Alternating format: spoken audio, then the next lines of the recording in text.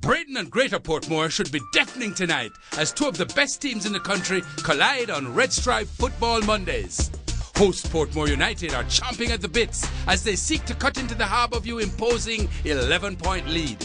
On the other side, Waterhouse know how to chase leaders, having run down 15 points to take the title from Harbourview in 2006. Portmore see a small opening with Harbourview's draw last night and want to exploit it. They will be attacking with every weapon at their disposal. The championship looks out of sight, but Waterhouse are still dreaming. Grab a red stripe, sit back, as it's big game football on Red Stripe Football Mondays.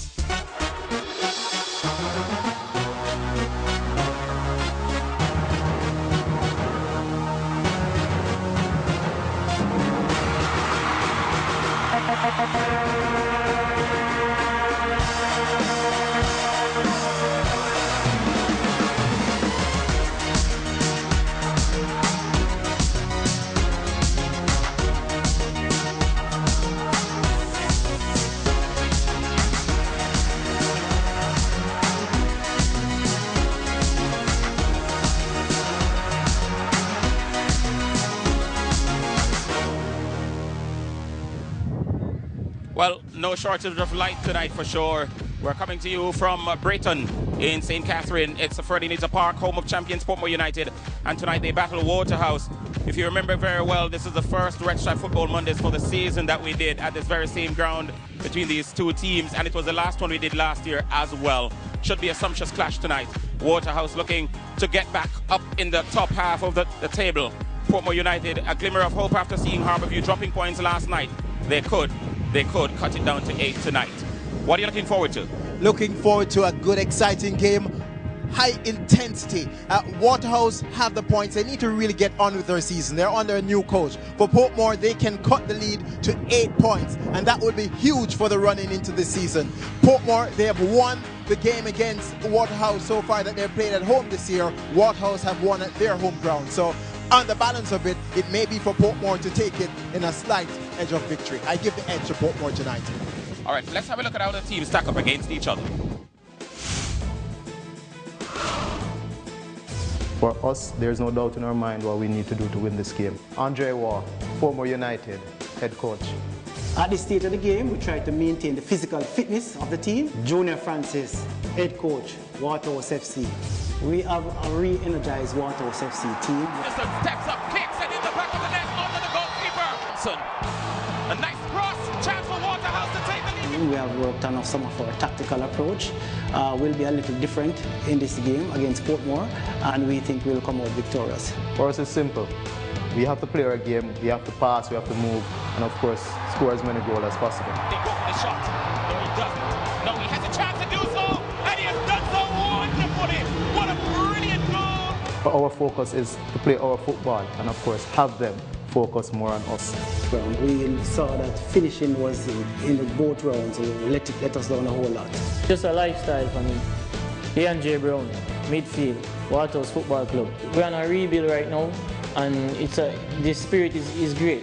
It's tremendous. Waterhouse coming to Freddie Nita Park, always take them 3 points. Sule Makala, Portmore United striker. We know we have this one. We're going to take Waterhouse 3 points tonight. Just forward, maybe they don't need to. A front hitter, a chance, and it's in the back of the net. The commitment, the dedication, the sacrifice that we will show tonight will be like none other. Looking for a tool of victory tonight. 3 points will definitely be ours tonight. Not tonight, Waterhouse. We're taking the 3 points for sure. Portmore, watch out. Firehouse, coming for this one. Welcome to our home ground. It's not much different. It's just that it's their venue, but it's the same pitch.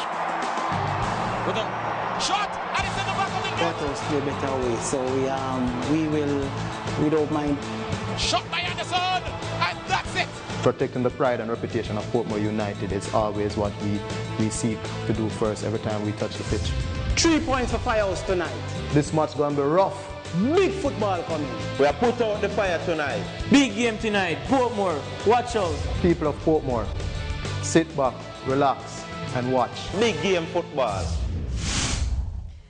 That's right. That's how the teams stack up. So it's a very windy night here inside of Portmore Fertitta Park. We hear Chronics blazing in the background, and I have both captains with me for both teams. Of course, Portmore United as well as Waterhouse. So, I mean, Adrian, I want to find out from you. The last time both teams played, of course, Portmore was victorious. You got the championship. You've seen the growth. You've seen the growth of the Portmore team. How do you feel about the current team this year, especially in the third round?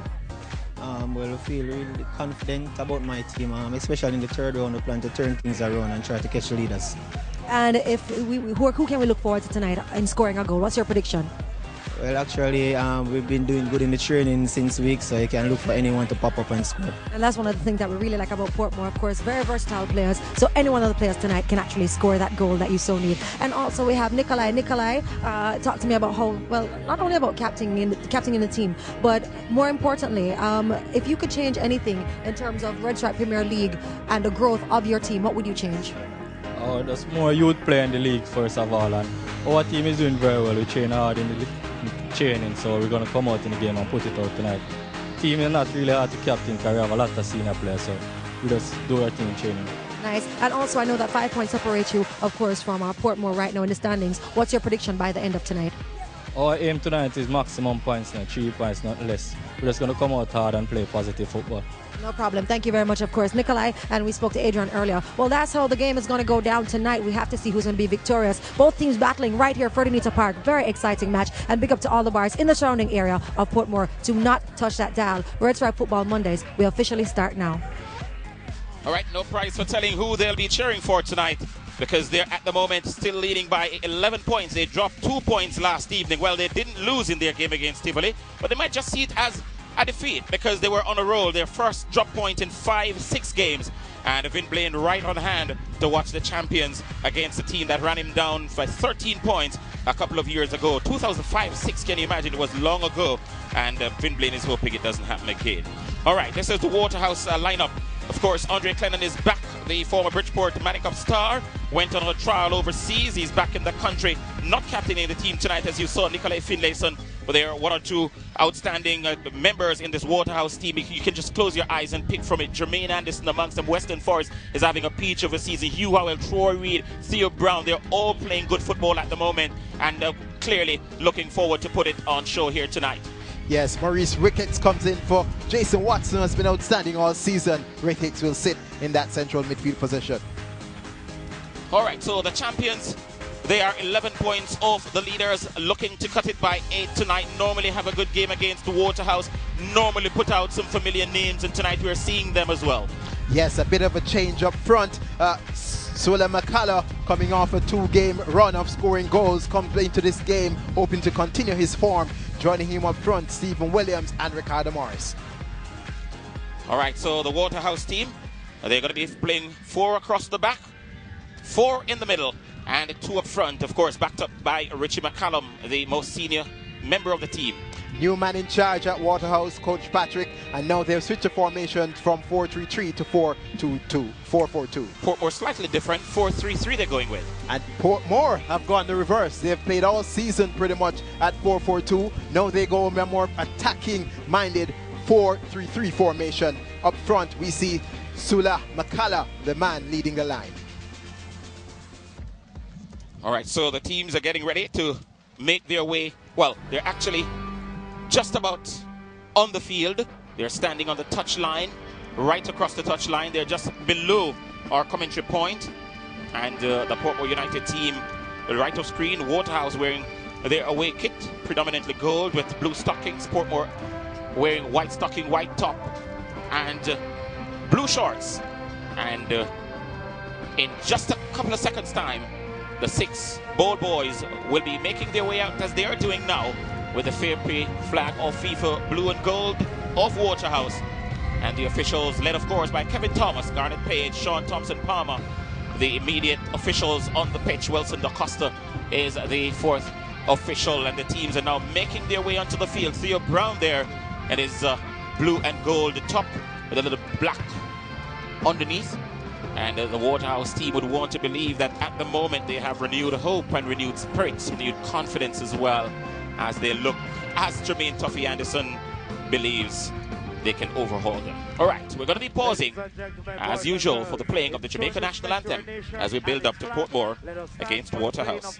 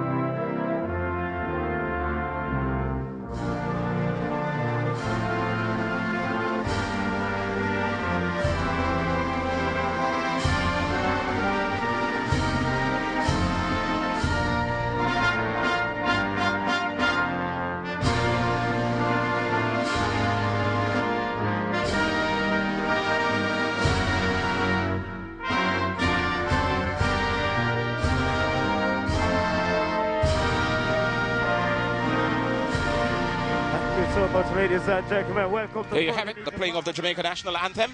We're building up to Portmore Waterhouse, and this is a Red Stripe Football Mondays match day 24. And this will be the last game in the round as the teams drive forward, looking to begin with occupy a place in the top 6 to make sure they cement their spot. And I suppose for all intents and purposes, these two teams have already secured their spot in next season as a Premier League. They are 2 of the 6 heavy hitters in local club football, and as the Waterhouse team, we're going to cross to meet and greet the Portmore team. We're going to head to the master control, and when we come back on the other side of the break, we should have kickoff. In the future, the impossible will become the ordinary. We will reach deeper, push harder, and raise the bar higher. Just like you, we are proud to be Jamaican. So cheers to what we will achieve in the next 50 years, to a refreshing future, a future that begins now. Happy Independence, Jamaica. Red Stripe. Live the legend. Welcome back to Freddie Nita Park. The officials are making their way onto the park. Well, let's have a look at the point standing because it makes very interesting reading. As you see at the top there, the Harbourview team looking down at the rest of the league, and they're doing so by all of 11 points. Now, that looks like a lot of points at the moment, but a win for Portmore United could bring it down to single digit, and that is going to be very, very interesting to see how it... Look at Waterhouse in 5th place. They have 37 points, well off. I'm sure at the moment they can't be entertaining in the thoughts of winning the championship, but they're going to make a run for it because they believe that it is possible. They've done it before, and they too will want to win tonight to see how it goes. So the teams are in a huddle at the moment on the pitch. The Portmore United team in a huddle, Waterhouse in a huddle, and it's a match day 25. I did say 24, but it's actually match day 25. The teams are ready to go. Kevin Thomas is the man in the middle. And just to recap what happened yesterday, Boys Town, they won their game down at Collie Smith Drive. They outscored Sporting Central Academy by 4-2 in a 6-goal thriller. Cavalier, well, they were held goalless over at Stadium East by Savannah, who are enjoying a nice patch at the moment. The Highgate team, they were beaten at home by Arnett Gardens by 2-1. Humber Lion had a good victory over Montego Bay United over at Humber Lion over at Effortville. That game ended by 2-0 in favor of the Humber Lion team. And of course, Harbourview, the leaders, they dropped points in a goalless draw with Tivoli Gardens down at the Edward Siaga Sports Complex. We're just minutes away, maybe just seconds away from the start of this game. It's windy conditions here, very, very cool conditions in our commentary point. And the Portmore United team, we remind you, if you're joining us for the first time, they're wearing white and blue tonight. Waterhouse, the visitors, in gold and blue, and they'll get us on the way. On the way, they are indeed, with Anderson starting things off. Waterhouse are here expectant. Portmore, I'm sure, will be counting on continuing their dominant performance against Waterhouse at this venue, the Freddie Nita Park. One game played here so far between both teams this season. In that game, courtesy of Stephen Williams, with a wonderful effort, Portmore United ended on that occasion 1-0 to the good. Of course, in the return encounter in the round 2, Waterhouse returned the favor, and won their encounter at home 1-0. Windy conditions prevailing.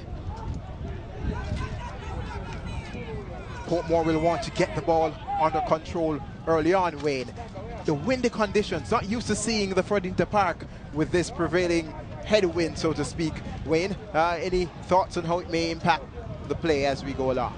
Well, what we're feeling here might not necessarily be what the players are feeling on the field, and I suppose we just have to wait a couple of minutes' time to see the trajectory of the ball when it's kicked either way. But it's a bit difficult to judge it at the moment because we're standing at some height away from the players. Indeed. Well, both teams struggling to get a hold of the game. Portmore in possession. Crunching tackle coming in from Nikolai Finderson. On that occasion, Waterhouse in possession with Troy Reed. Reed, a player who came across this season from Montego Bay United. Social media question on the screen. Please participate as we look forward to getting your comments. As your thoughts, who will come out dominant and victorious tonight? Portmore in possession. The captain, Reed, with the long throw up the park. Trying to get things started. Early momentum, game not quite settling down yet. Waterhouse with the ball in defense, in possession, trying to play the passing game. Looking good early on, and maintaining possession is Waterhouse. Forrest into Anderson. Waterhouse, 15 points from the lead. Harborview enjoying an 11-point lead at the moment. Portmore in second. Portmore coming to this game with the opportunity to cut into that lead with a victory here tonight. It will not be easy. Both teams have impressive defensive records. As a matter of fact, Waterhouse and Portmore are joint second, with the joint second best defense in the league behind Harborview's defense. Waterhouse and Portmore both coming into this fixture have conceded 18 goals. A league low, of course. 11 goals conceded by the impressive Harborview so far this season. Inside the 18-yard box, ball loops up, eludes the grasp of Kemar Foster. But the Portmore defense clear their lines. Jameel Thompson expertly takes possession of the ball, but is ushered out by Suella McCullough in the back of Thompson on that occasion, but forces a throw. Referee just instructing Harriet to take it from the correct possession. Look at the wind, the feather banners blowing in the distance as the stands right now fairly populated. This fixture so far this season has proved a very exciting one for spectators. Red Stripe Football Mondays at the Ferdinand Park. Any patterns developing, Wayne? Well, Portmore United, they do what home teams ought to do when they have games and crucial games like these, and we've noticed it from Portmore United when they play here. They try to set the pace, they try to steal the initiative, and just now, even though we've played just approaching 5 minutes in the game, you get the impression that they really want to stamp their authority on this game very, very early and force the Waterhouse team to come at them if they want to get them. Not sure if Thompson will want to blame the wind for that effort. Hit the ball, try to get the ball inside the box, but the breeze almost held it up. So they'll do well to keep the ball on the ground. Not sure the conditions will affect the play as it progresses. In goal is the 30-year-old Kemar Foster. Foster has been the first choice goalkeeper for Portmore United this season. I can tell you that Kemar Foster has played the majority of games. Carlisle Walter has stand in on occasion.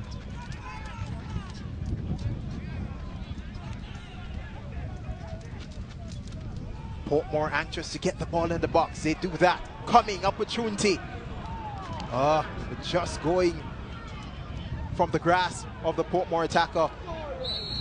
Troy Reed comes out of defense with it for Waterhouse. Expectant fans looking on. Kevin Morrison.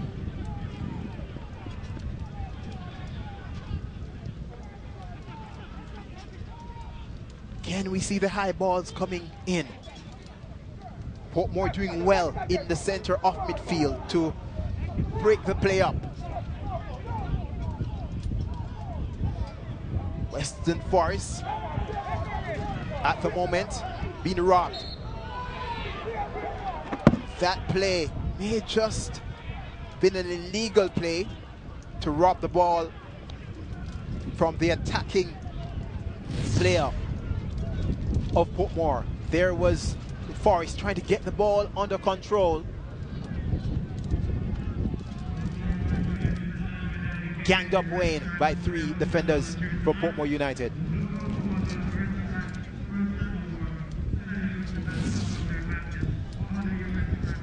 Treatment being given to the Waterhouse player.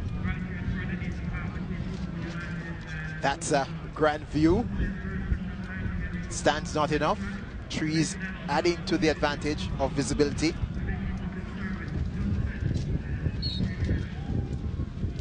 Back with the play. Reed in possession. Now to Williams. Williams looking for options, looking for the run. Harriet always are willing to make those breaks down the right-hand channel. Attacking fullback, using every opportunity to get upfield. Using the space well. But it's Waterhouse for the moment. Andre Darby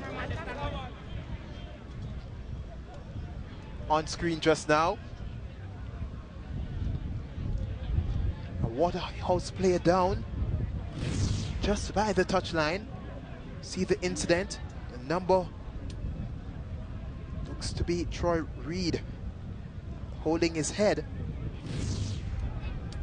It's actually Troy Reed suffering the ill effects of that blow. So the battles have been fierce thus far, Wayne. Challenges coming in, seeing players going to ground. Well, it's just a regulatory coming together of the 2 players. I mean, a player going down the flank, 2 Waterhouse defenders, they know how dangerous Rosario Harriet can be. And it's just one of those regulatory coming together of players. Nothing really, dangerous or, with any dangerous intent from the Waterhouse defenders or even the Portmore attacker. So saw fan committee being on the wind levels across Portmore at the moment. So the Sunshine City on this night being the windy city.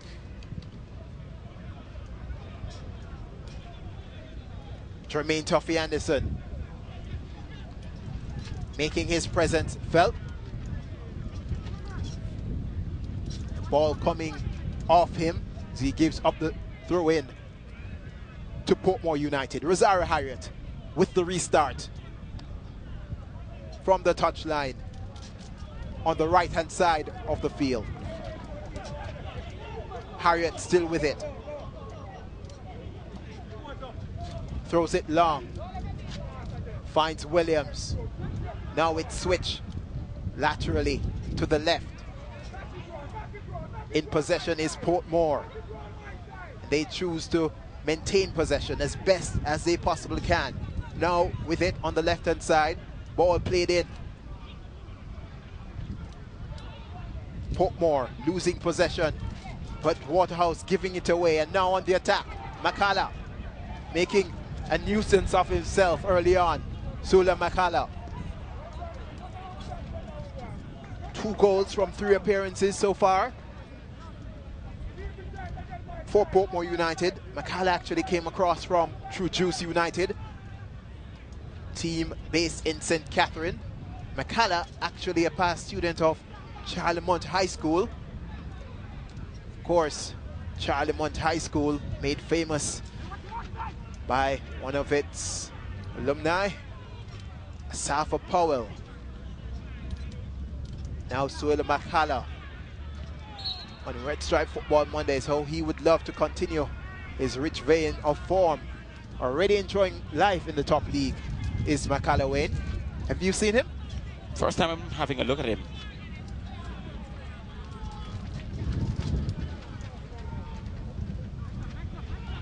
Ball spending a lot of time in the air. Those will be easy for, well, it should have been easy for the Waterhouse defense to deal with. Mistake made, but they get a second opportunity to clear.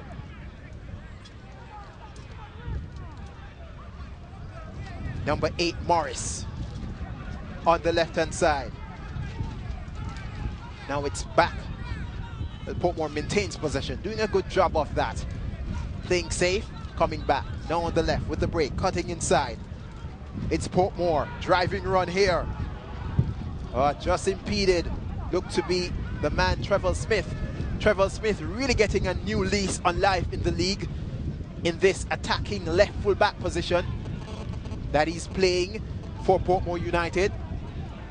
He has had a lot of license and opportunity to go forward, being given space on the left-hand channel. Look at the Portmore United bench.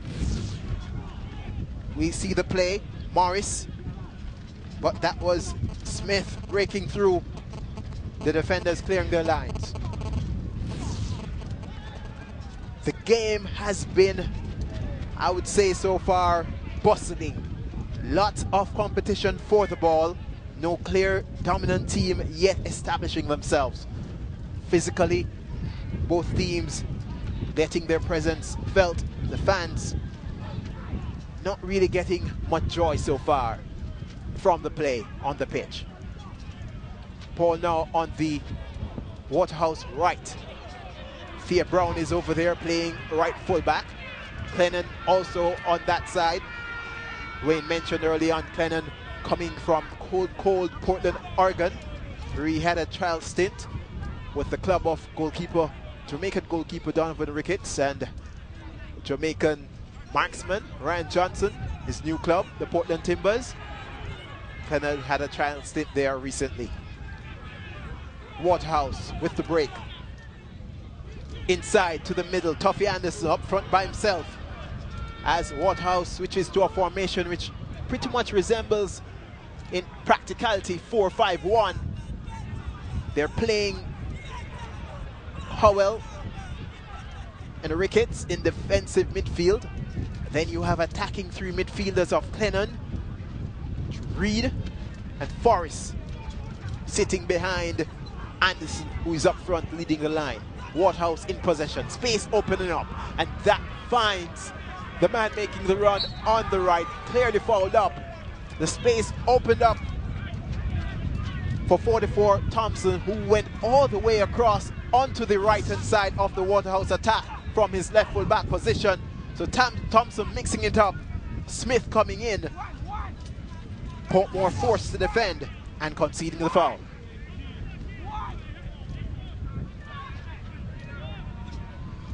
Well, the Waterhouse team seemed to have settled a bit more in the last 3 or 4 minutes. You know, teams take the personality of their coaches, and Waterhouse does seem as if they're taking the one of Anthony Patrick.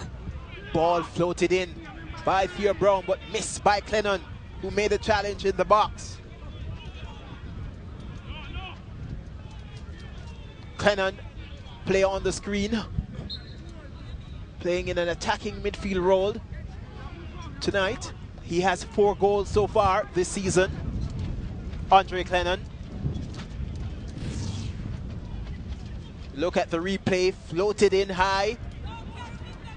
Clennon just missing the opportunity, maybe just out of his reach. Another throw taken by Harriet on this right-hand side as they make steady progress into the Waterhouse half of the field, Portmore United. Both teams, of course, have won the league on multiple occasions. Portmore on 5 occasions, Waterhouse on 2 occasions. Williams settling things.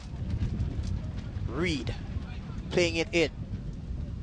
Now Clennon building it for Waterhouse. Hugh Howell forced to turn back into defense to Amos. Rowan Amos scoops it in the air, but that was wayward. Anything too high, it's going to be difficult for it to. The fans, female fans, out in their numbers, making it an attractive spectacle in the stands. Portmore on top of the box. The dangerous Stephen Williams. You would remember the last fixture here at this ground between these two teams, it was a Stephen Williams spectacular that separated the teams.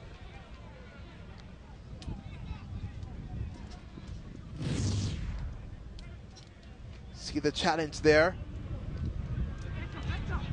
Oh, that was a hard one to take. Fenderson with the challenge, doesn't control it. Ball is up in the air, spending a lot of time in the air. Waterhouse now tries to give Plennon the break on the left-hand side, but it's back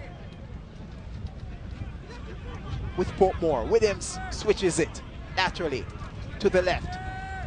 Goes to Smith. Now to Upson Edwards. Back to Damian Williams. Portmore now enjoying possession, making the passes and making the passes count, building it steadily. It's still Portmore in the attack. And just now, a wayward pass, turning it over. But the second ball, Portmore is first to it. And they retain possession. Trevor Smith. That one just going outside of the reach of Smith. Waterhouse building it patiently as well. They too showing that they can pass this ball about. Attack broken up by Portmore United. It's clear that both teams have now settled into their rhythm. What it needs now is maybe just a goal to take it over the hump. And if you look at the front lines of both teams, they have competent players. It's just that Jermaine Tuffy Anderson, when you look at his record against Portmore United, it's not the greatest. But then again, he's not the leading goal scorer in the league for the past 2 seasons for nothing. So he can turn it on if and when given the opportunity. But as I say, both teams have settled well. What we need now is just a goal to take it to the next level. Tell you about Jermaine Tuffy Anderson. Of course, in second position on the goal scoring charts. We see this break foiled with Richard Spoon McCallum coming to take. Tuffy Anderson has 9 goals on the season. He scored in the last game out, a penalty against Boys Town in that 3-1 win for Waterhouse. But Anderson has only scored in back-to-back games in the league this season on 2 other occasions. Tends to go on these barren spells of between 2 and 5 games before he gets another goal. He'd want to make that difference tonight and score in this encounter. The leading marksman for Waterhouse. And it's now Portmore United in the center of the park with possession. Ball breaking. Oh, and this looks like Williams in a good position to shoot. He puts what looked to be a shot, turned a play into the box, cut out by Waterhouse. Waterhouse in possession, not being pressed that far up the pitch at the moment. They're comfortable building it from the back. Number 18, Jamar Jackson, is played in the last game. He's been getting the minutes. A youth player for this Portmore team. Now with Christie playing in an attacking midfield role in this Portmore team. It's Portmore in possession. Smith trying to go again on a mazy dribble, but he's halted as Waterhouse clear their lines. Game just opening up a bit, spaces being found. Portmore able to play the ball out of defense much more comfortably as the teams seek to settle. What I'm looking for is to dissect whether the wind is affecting the players, and it doesn't, from my vantage point, look as if it's as strong as it is up where we are down on the field at the moment. Speculative effort that time from Western Forest, breaking through, winning possession. Here we see Stephen Williams, attempted shot, but it almost turned an assist as Sula Makala, number 21 for Portmore, playing up front, was waiting, but the Waterhouse defense was there to cut it out. Foster with the goal kick, kicks it high. Waterhouse wins the header, but the second ball comes back to Portmore United. In defense, Edwards plays it up, but he gives it away. Now Waterhouse have an opportunity to build the attack on the right-hand side. Looks to be Troy Reed cutting inside, menacing the shot. Almost, dare say, going for a throw-in. Let's see what the signal will be. That shot just dragged across goal. In fact, it went for a goal kick. It's being contested. Linesman saying goal kick. Linesman on the near side. We see the shot again. Let's see. Angle just going out of the frame, not being able to make a clear distinction, but that was a contestable call on that occasion. 22 minutes gone in the encounter. Has not been attractive so far. No saves made, no effective cross made, no penetrative dribble made. So both teams really trying to eke out opportunities as Williams on the far side, the right, wins a corner kick. And wait, is this the first corner of the night? It would appear so. Just going back to that play from Troy Reed, easily the best piece of industry tonight. The game, the players are passing the ball around, they're sharing the ball around nicely, and it looks attractive at points, but whenever they get into the final third, they're just not really turning it on, and that's what's spoiling what is shaping up to be, and what has so far been a decent enough game. Not an exciting game, but decent enough. Christie with the corner kick, swings it in, finds the head of a Waterhouse defender, and he gets another opportunity with the set piece. I would agree with that summary. Middle of the park and building from the fence, but the final third, not all action again, but safely this time into the hands of the custodian, McCallum. Opts to go long, looking for Clennon on the break. On the right for Waterhouse. Clennon retains possession, choose to play the ball back. Now, Ricketts spreads a beautiful ball just outside the reach of Clennon. Good intention from Maurice Ricketts, playing in central midfield along with Hugh Howell. Ricketts, 22 years of age. The average age of the Waterhouse team is just above 25. And believe it or not, the average age of the very youthful Portmore team, just about at 24 years of age. Just a couple of players over the age of 30. Two of them on the pitch at the moment. One is the keeper, Foster. The other at 31, Damian Williams. Shot going in, but off target, and a goal kick will be signaled as that effort. Williams not happy with it, but it went high. And this is a game, I dare say, we would want to encourage the teams to shoot. At the moment, neither team able to break down and get behind the lines, so to speak, Wayne, of the fence. When you look at the Waterhouse team, for instance, I think they've had more forward movement than the Portmore United team, and having, after this play. Ball in the box, dangerous, sets it up! Oh, he misses a glorious opportunity, Williams. Stephen Williams failing to add to his 3 goals so far this season. That ball came across, and we'd love to see the replay. He charged into the box. Morris with the ball, beating the defense. That should have been put away on the line. It's stopped by the keeper, but that was a glorious opportunity, Wayne.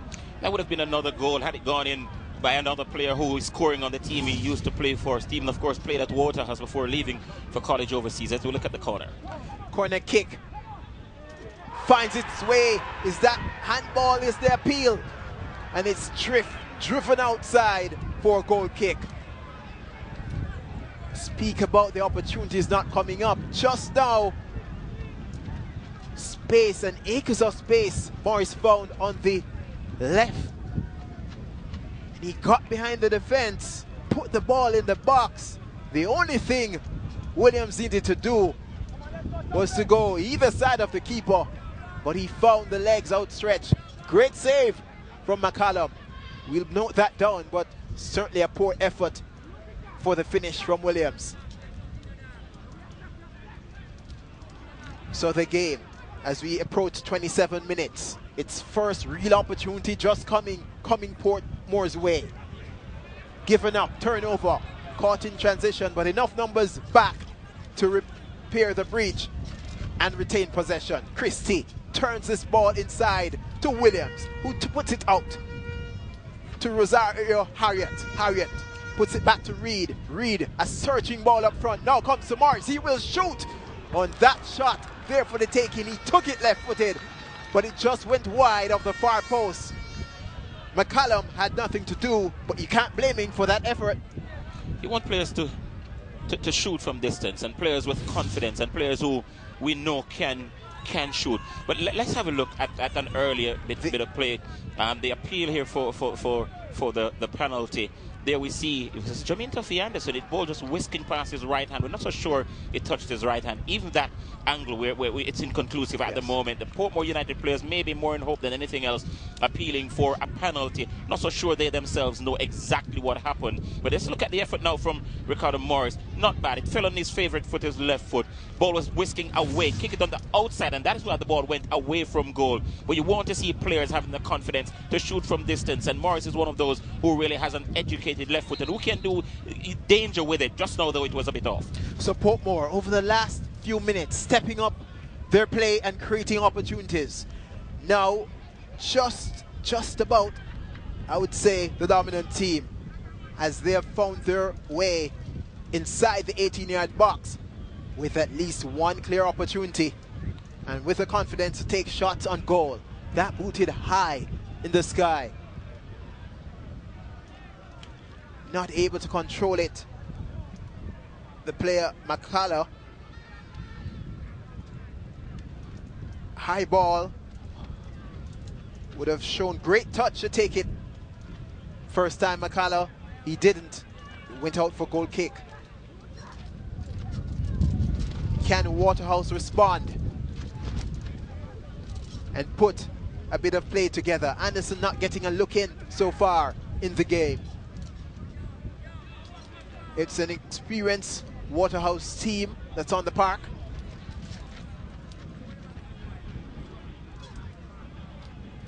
The ball to Jackson. Jackson, his pass just being cut out by Waterhouse. Waterhouse seek to build. Thea Brown in possession. Now looks for Clennon. The ball now finds a break. Two Waterhouse players on the outside. Ability to get the ball inside. They get it across the box. Reed with it. With the confidence. That's a foul inside the box. But the signal doesn't come, which Waterhouse wanted to see. Not deemed intentional by the referee. And it just goes for a goal kick. But just now on the right-hand side, Waterhouse had two players breaking. Well, let's have a look at this. This is Thea Brown. Ball coming over, and this is Troy Reed. The important thing, was contact made? Well, no. Rosario got ball, and Reed, his legs tied up underneath him, and it went in behind. Very good call by the referee. Referee on spot there, Wayne, on target. Getting the calls right up with the play. He's had a good game so far. He's been on top of it. Intricate passing. Oh, and the opportunity to continue the play just burned by McCullough. Not getting the final ball in as accurately as they would have wanted. But Portmore looking good with that breakaway. The wall pass being played on that occasion, releasing McCullough in space. Keep saying it, the game just needs a goal. I think that both teams are playing well at the moment. As we look at this a second time, Portmore United on the attack, nice 1-2, good intricate passing. It's got to be mindful of the wind though. Once you take the ball off the floor, it's going to be problematic. Tuffy Anderson puts it inside for the onrushing Clennon, but the defense of Portmore deals with it momentarily. Now to Reed, he has space, he shoots. Bubbles just in front of the keeper Foster, but safely in his grasp. So Waterhouse just repaying the efforts and getting into offensive positions. Not able to deliver the killer bro. However, as we see Clennon charging into the hoardings. Let's have a look at this again. This is the effort here by Reed. He looked up, didn't really show to the confidence of a player who can strike the ball well and create a bit of a problem for Portmore. Look at this, the ball getting away actually from him. Almost at the last minute, almost as he was about to strike, he had to stretch. It was a little difficult on him, and he made it a little difficult for himself too. Harriet, great ball in. But the defense of Waterhouse deals with it expertly. Portmore have to start again from the back, which they do. Williams spreading it to Harriet. Gets a ball inside, eluding the defense of Waterhouse. Portmore still with an opportunity to win this ball in the defensive third of Waterhouse, but they don't. Well, they will, as that central midfield player, Williams, does what the central midfield player should do, breaks up the attack. And Portmore again have an opportunity to progress. Well, they won't, as now the free kick is given to Waterhouse. Jameel Thompson will kick it, left-footed. Searching ball high.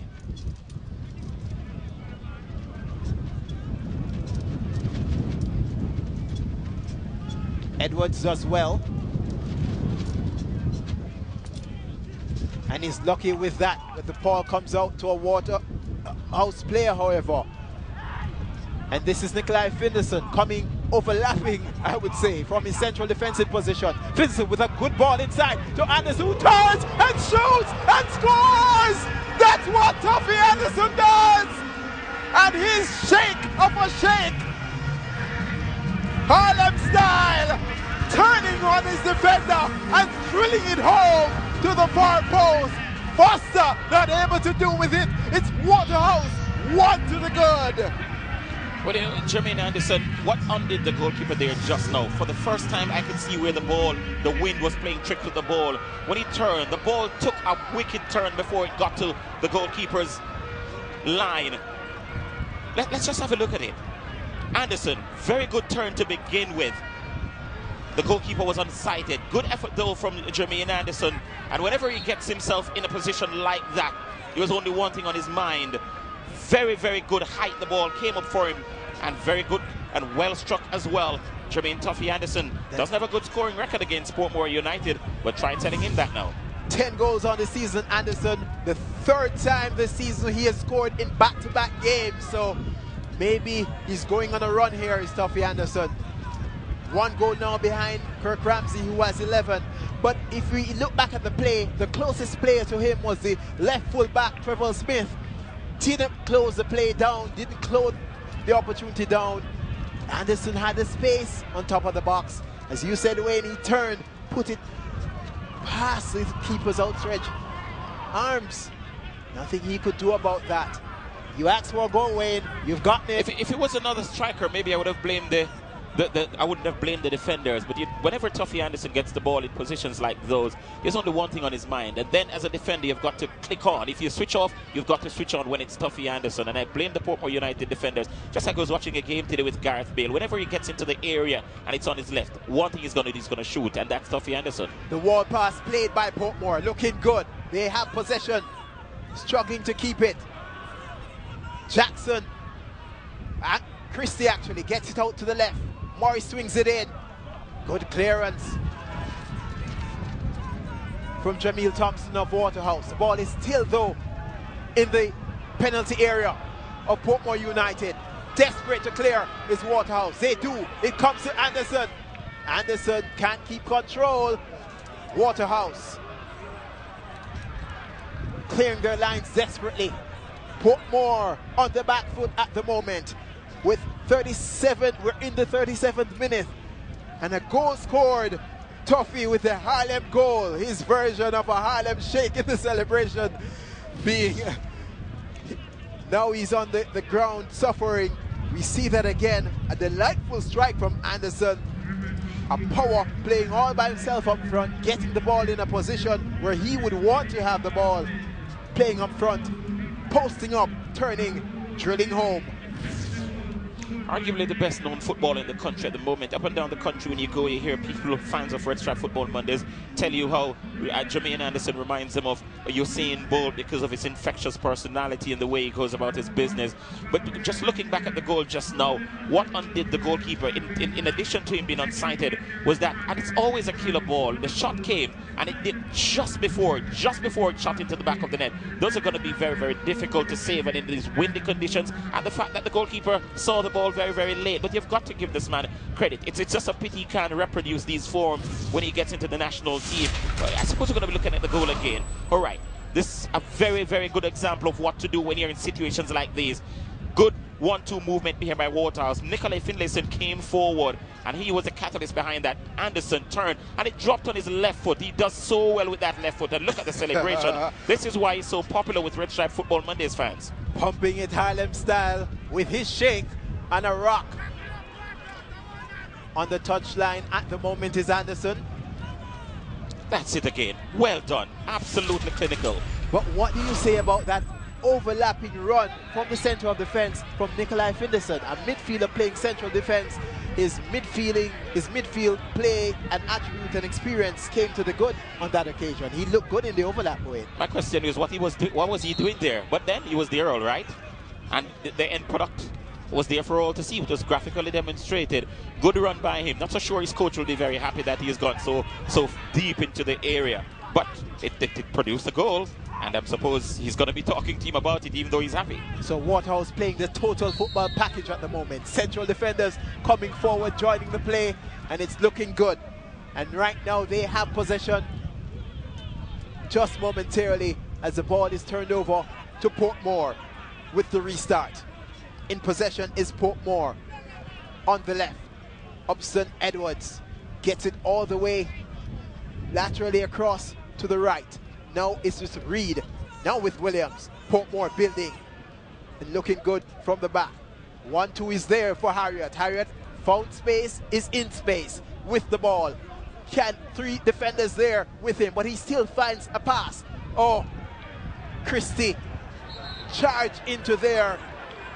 And certainly that is going to be called a free kick for Portmore, as Christie was ended unjustly.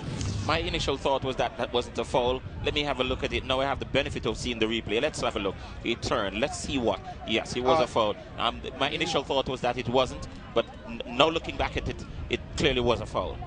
Not sure if the legs connected though. Let's see that. Well, they're setting up for the free kick. Well, contact was made. The defender got absolutely none of the football, and you need no clearer indication that that was a foul. He absolutely didn't get even a touch of the ball. I'd love to see it again. Didn't get a touch of the ball. Not sure if he got a touch of the player, but they have the free kick to Portmore United. Ricardo Morris, left-footed. Andre Christie also standing over it. Andre Christie puts it in. McCallum punches, takes no chances. Morris gives chase, but will take the throw. Images being captured digitally. Camera in position for that moment. Oh, young Ricketts gets the first caution of the night. Maurice Ricketts being cautioned for that play.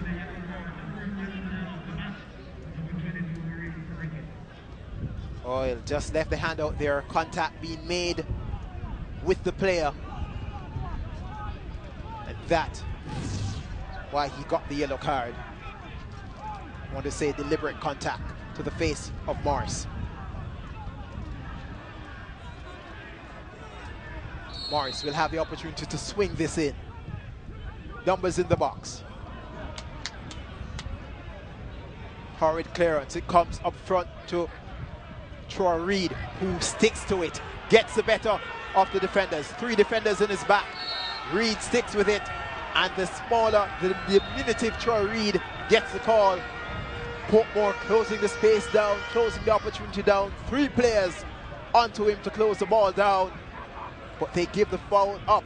And Jameel Thompson, left-footed, will have the opportunity to swing it in. That charge from Williams deemed the illegal play. Back with the live pictures. Waterhouse winning just about on the D. On the left side, winning a free kick. So, Portmore on the defensive, forced to commit that challenge when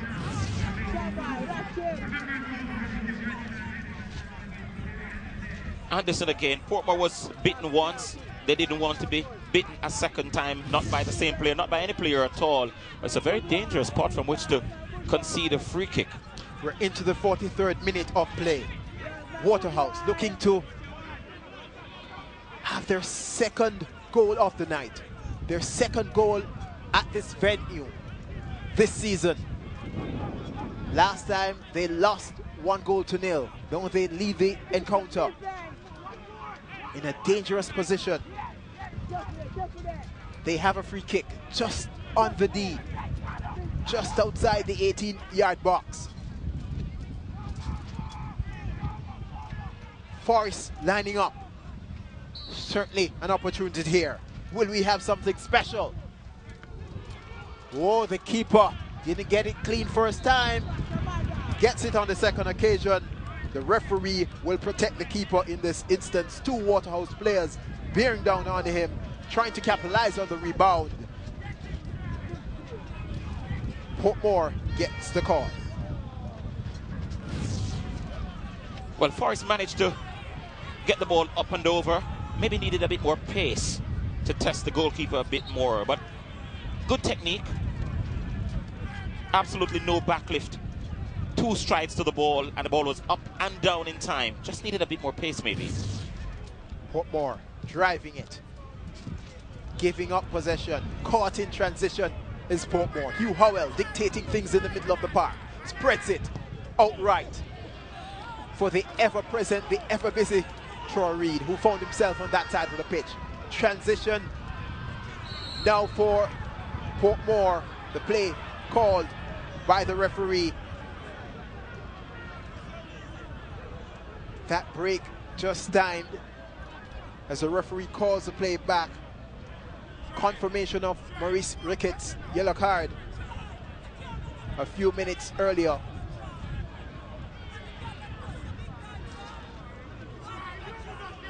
Plays called back, seemingly offside the call. Nikolai Finderson with the restart. Ball played through there. Yes, offside the call. 2 players for Portmore United in an offside position. We're in the 45th minute, closing the first half. 2 minutes will be signaled as the time for stoppages and injuries in the first half so far. Waterhouse with their tails up, a 1-goal lead they enjoy. Look at that challenge over the top from Hugh Howell.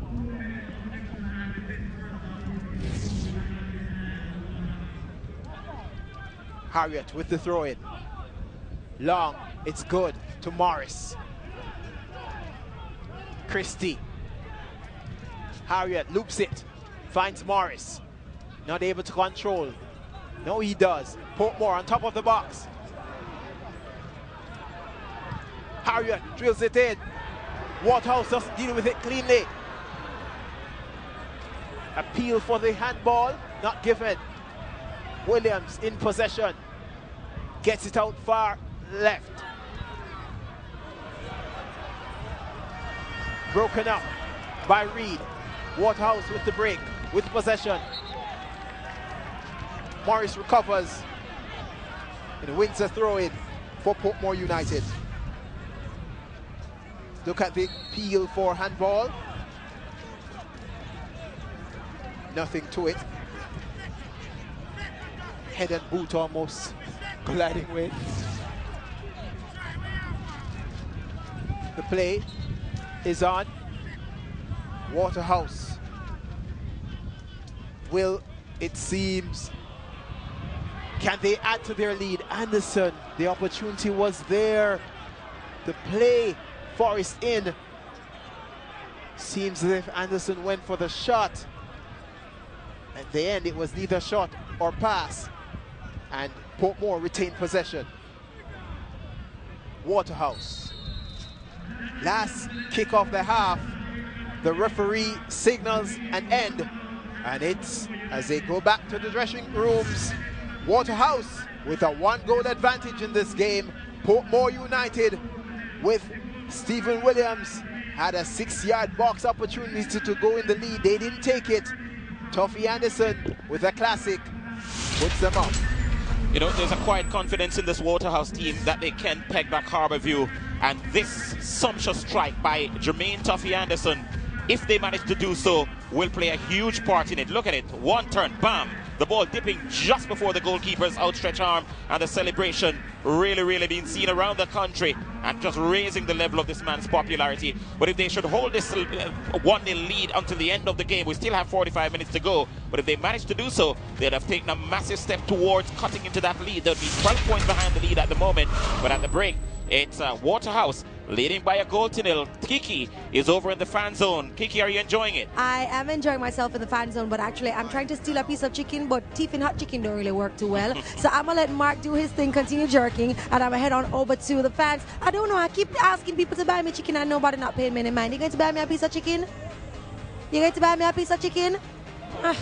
Whatever, fine. Come, let me cozy on right here. All right, so big Waterhouse fan. Clearly, you must be happy with how the match is going tonight, right? Very much so.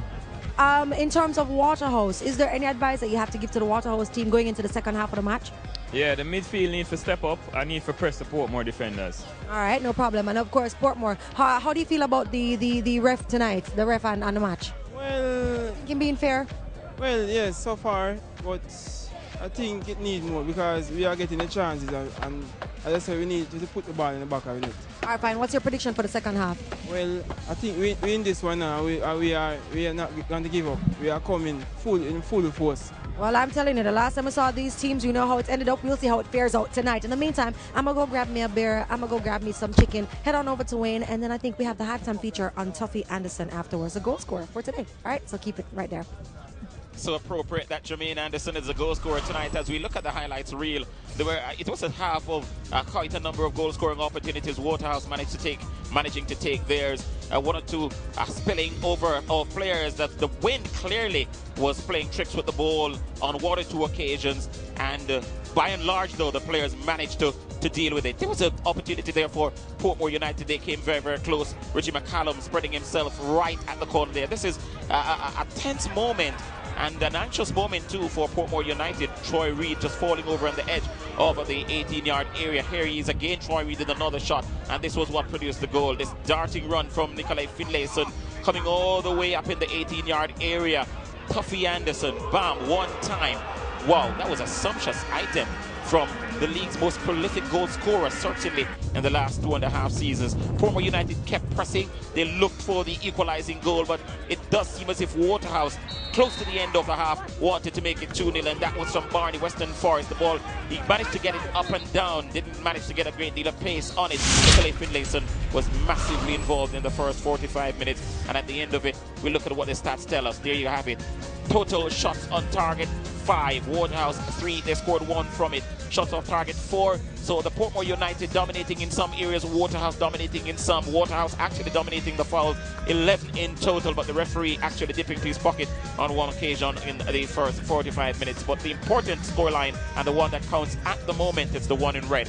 It's Portmore 0, Waterhouse 1. Waterhouse leading the champions on their home turf. And of course, as I say, there's a quiet confidence, at least in Jermaine Tuffy Anderson, that they can peg back the Harbourview team. And if you look at the Waterhouse team since they've come under the tutelage of Anthony Patrick, they've just looked a different bunch, this Waterhouse team. And you wonder if it's a classic case of a new coach, a new spirit, a new turnaround. What's it about? They're playing good football as well. They keep the football on the ground, and so on and so forth. All right, so the man of the moment so far in more ways than one. Yes, he got the only goal in the first 45 minutes, but he's also going to be the man who we feature in our halftime feature. Let's look at Jermaine Tuffy Anderson.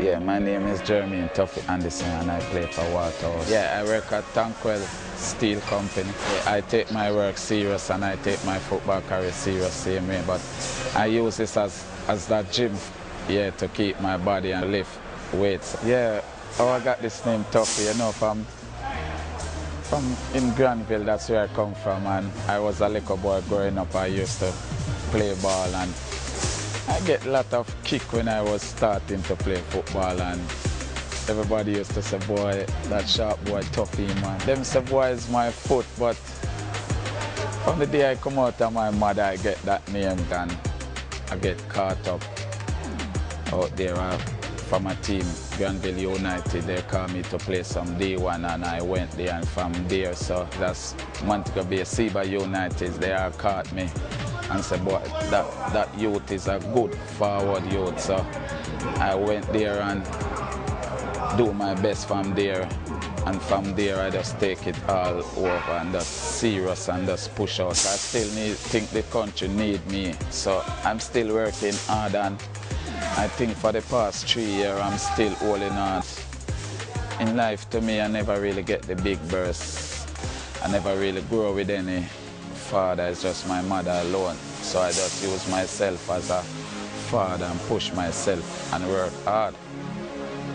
Carl Brown, yeah, I have to big him up, because I know what in me, he know that I am a good striker. He was the one invite me to the first time into the national, and I went on my first tour with the national team and scored my first goal. But I think in life you have to just look back on some things and wonder why. But the greatest thing, I still hold up my head, but Carl Brown is the one where I think is one of the coach know what in me and know what I can do.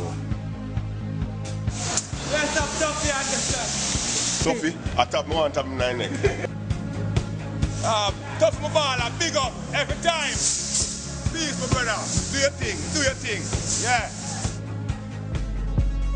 I think this football thing, to me, I'm not gonna stop play till maybe my time come, but I think many people still want to see Tuffy play, because when they come out on Sunday daytime and some people going to match, they want to see Tuffy. You have some of the ladies that really want to see how Tuffy look tough out there, and you know, it's a joy for me still. In everything I do, I use it as enjoyment and just live life and just stay health and strength. But I don't think it's my time to put on boots now. So I put this 33 right now, right behind me. Right now, I'm 33 right now. All right, let's go.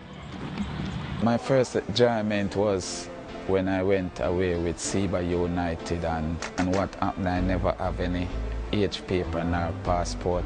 I was working with a nice gentleman of the name of Steve Forrester. He's the one guide and protect me same way. I have to give thanks to him to the day. Yeah. Him tell me what and what to get, and I get that, and I get my age paper in 1 day.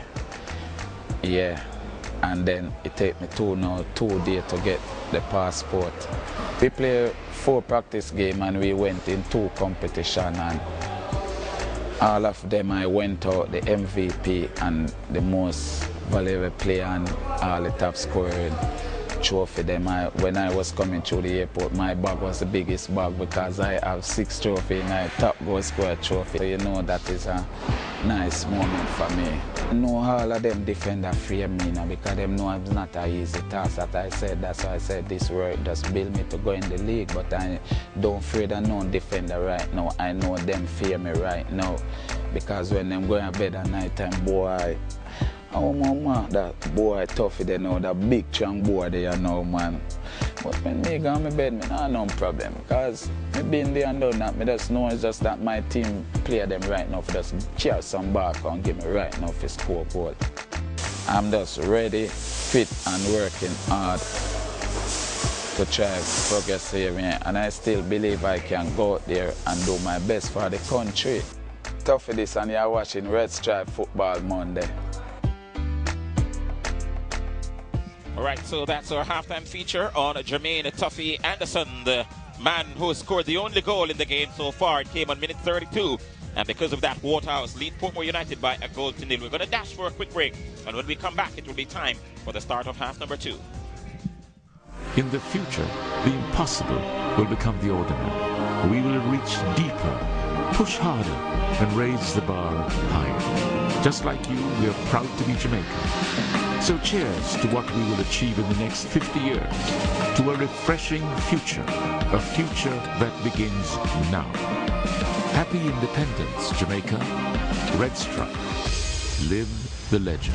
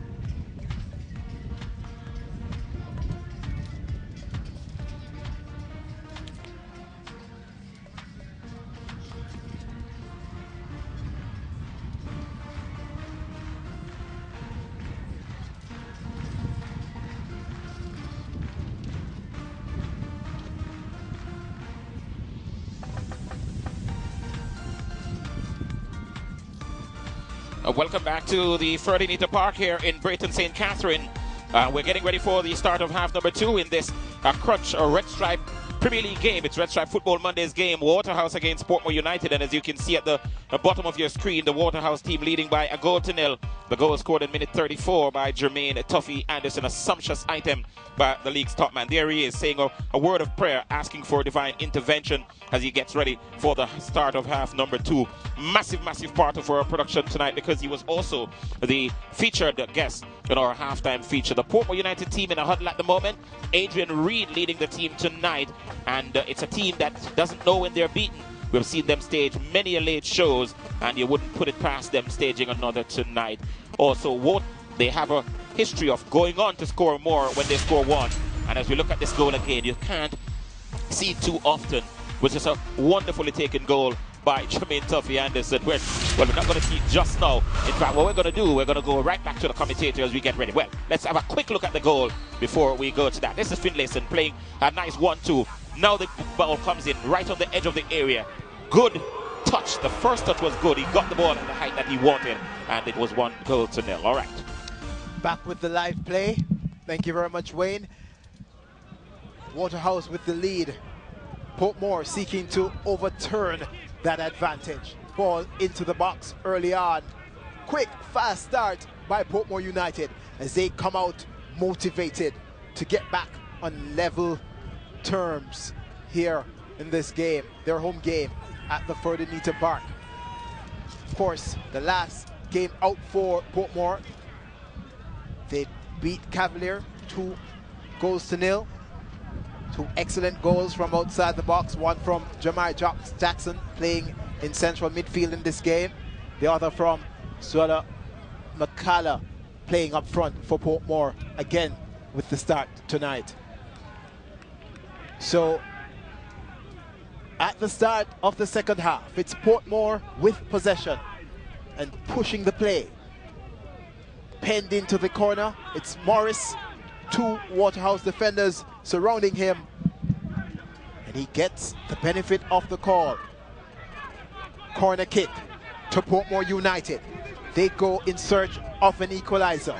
Coming from behind, a very good crowd on hand here at the Ferdinand Park to witness their team push on in this title race. Swung in by Trevor Smith, high, looping to the back post on the head of a Portmore player, but it's Waterhouse who will clear with all the Waterhouse defenders back in their half. There's no one there to get it. So Williams swings it back in, and the second half starts. It looks a bit desperate early on. Very direct approach being taken by Portmore. Not seeking to waste any time.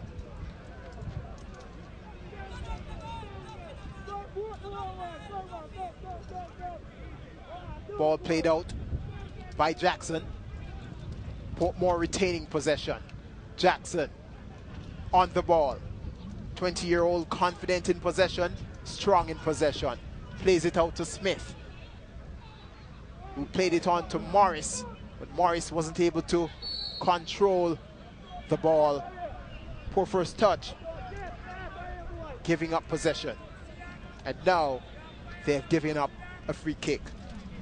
Thea Brown on the right-hand side will take it. Brown swings it. Anderson in space, not able to control the ball, and it's left for Foster to roll it out wide to the right. Harriet with it. Harriet clipped up. A foul will be called and signal Portmore with the kick. So Portmore United, clearly their intention, we've only played what? It's approaching 3 minutes in this, the second half, and their aim must be to get an early goal to settle themselves, because a defeat here tonight, 11 points with what, 13 games to go? It's not insurmountable. But Harborview having dropped points yesterday, and then if it happens to see Portmore drop points tonight, would just give them a bit more confidence that this could very well be their year. And you don't want to have an opportunity to cut their lead to 8 and don't take it. The play is impressive from Reed. Good 1-2, good possession on the play. Waterhouse turning things on at the moment. Brown in possession. That shoulder charge deemed illegal, and Waterhouse with the foul. Good skills from Reed on the near touchline just now to elude the defender. We look at the charge. Christie with that charge, hand in the back, a clear foul. Lucky to escape a card, and wow, the skills of Reed to elude the challenge from Smith, who was sliding it. Whipped inside for Waterhouse on the head of the player, touch wide, on target, but the save made by Foster. Waterhouse good reaction as we look at the court that the ball swung in. Jameel Thompson got a full-blooded header on that one. Good direction as well. It just kissed the face of the left upper right. Very, very, very close. Good football all around, but very, very, very good height and very good direction. Good pace as well. He did everything right there, Jameel Thompson. The ball just kissing the face of the left up right. For all the possession of Portmore. It's now Waterhouse turning the screws, and with the ball is Clennon. Back to Brown. This Waterhouse unit are looking good. Good in possession, good on the ball. The touch now, one-touch football from Anderson into space, but no takers with the overlap, and they concede possession back to Portmore. It's now Portmore with the restart. The ball played wide out on the right to Harriet. Harriet plays it back inside to Reed. Look at this again. This is Jamil Thompson. Look at him. Almost unmarked. The player who was marking Jamil Thompson got to him very late, and it gave him enough time to get good height on it and also got direction on it. Good header from Jamil Thompson. Unlucky for him, though. Waterhouse breaking the play up, giving no ground, no space afforded to Portmore on the right-hand side. Harriet at the moment is being frustrated as he can't overlap as he wants to.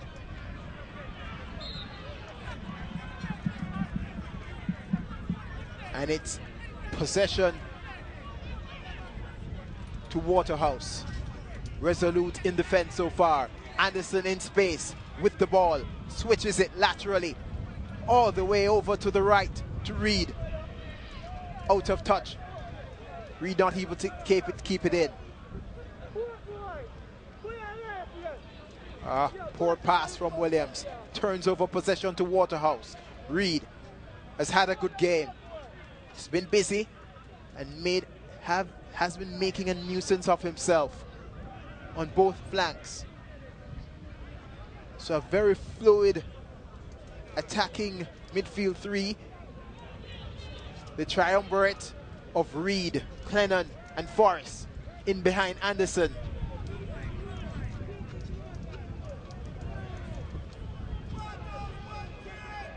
Center of the field, Portmore with possession. Williams looking for options. Plays Jackson. Jackson will win the throw as the ball went out of Howell. Portmore trying to pick up the pace, trying to force the play, trying to get back into the game. 53rd minute we're in.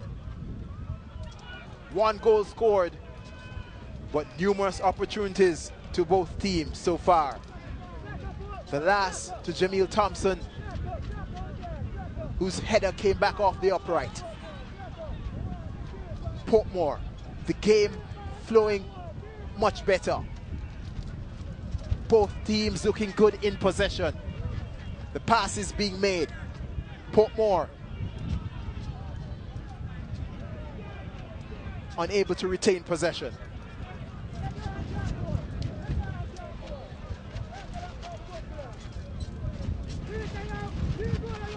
Haven't seen much of Stephen Williams so far.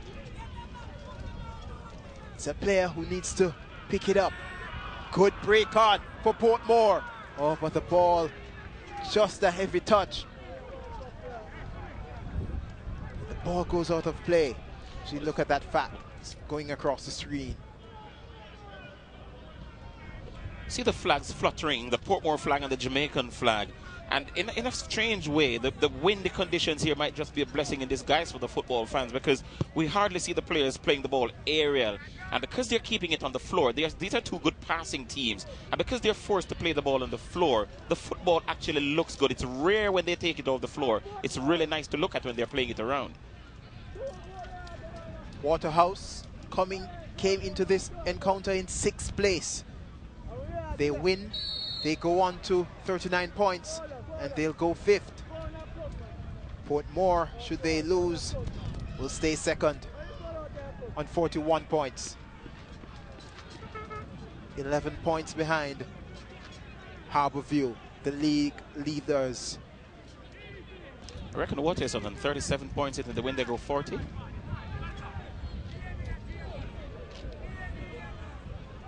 Stat sheet says 36. We'll check that.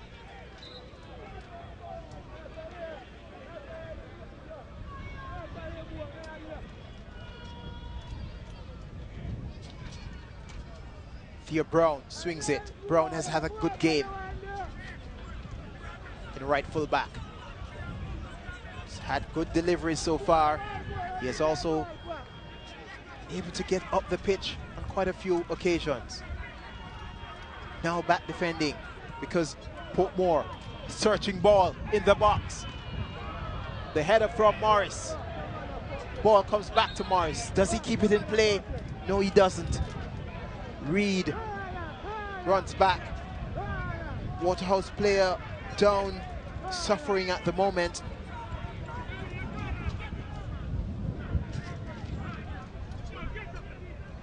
If you look at the replay, Harriet putting a dangerous ball in. Morris rose to meet it, heading it down for McCalla. And Swiller, McCalla and Theo Brown. It looked to be Theo Brown getting onto Amos. 2 boots went in on that occasion. 1 boot was from the teammate Theo Brown of Amos. That was the first boot. And there was the other boot trailing just near from Suella McCalla. So Amos really getting it on that occasion and in some amount of bother and discomfort on the pitch at the moment. It's always a dangerous sight to see players surrounding an injured player, and the members of both teams are standing around him, and one gets the impression that he's taking a dangerous knock, and the referee frantically just waving for the medical personnel also to make their way onto the field. So the medical personnel from the Waterhouse bench wasn't enough. He was waving frantically for the stretcher to come onto the field, and the fact that the players were surrounding Amos. Now he's able to walk away from the scene of the crime, which is always a good sign when players can walk away, and it seems as if he's going to be okay. But let's have a look at it again. Oh, he got that flush. Look, two boots coming in at once. But one to the top of the head, one to the chin, almost. That was a hard blow. Yes, I reckon the boots of Theo Brown did most of the damage. His head was going back when the Portmore United player's boot was coming up, so he hardly got a touch of that. It was Theo Brown's right boot that did most of the damage. Portmore earned a corner while we were with the replay. So Portmore pressing, seeking, searching. Christie with the delivery, swings it in high, and it comes to the head of a Waterhouse player. Puts it out, but Portmore in possession. Good take from Morris, who now spreads it to Trevor Smith. Smith puts it inside. Opportunity to turn on top of the box. Looks Stephen Williams not able to turn, being closed down. Numerous defenders in his back. Waterhouse closing the space down, closing the opportunity, not giving up any space on top of that box. Trevor Smith has to play back to the defender. For camera personnel could have picked him up. Doesn't seem as if Amos is going to return anytime soon. He was hurried away from the playing areas, ushered into the dressing room by the Waterhouse medical team. So it does seem as if he's going to take a bit of treatment before he gets back onto the field, if he ever does. But at the moment, the Waterhouse team, despite the fact that they're leading, they're down to 10 players. So Portmore with the numerical advantage. Can they take advantage of? Good turn from Morris. Good steal. Sublime, he's still on the ball. Now, Morris. It comes fortuitously to him with the rebound. Good play that time for Morris, turning and driving across the midfield. But Waterhouse are resolute. Trying to patch Amos up as we see the fans looking on with intrigue. They want to see their team get back into it. Waterhouse defending for all their worth. Portmore are on a surge. And that was a searching kick coming in from deep. The captain stepping up to kick that, Adrian Reed. But it goes out for a goal kick. Well, the situation with Amos, he's standing there in your picture at the moment. What is happening is that he has blood all over him, and he was about to make his way back onto the field, and the fourth official turned to the Waterhouse bench and told him to get the blood off his shirt. So what they're doing instead is washing the blood off his shirt instead of changing the shirt. And I suppose they've succeeded in getting the blood off his clothes. So the fourth official does seem as if he's okay with it now, and we should see Amos back on the field in a bit.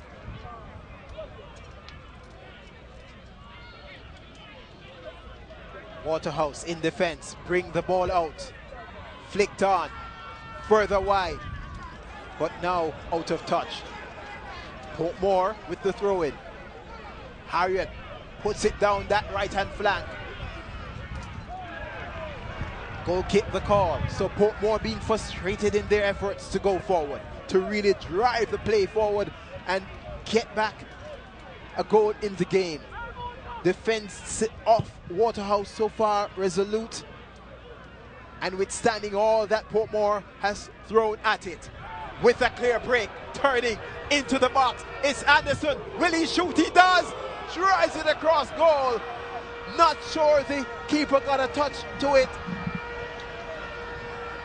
Looks as if he did.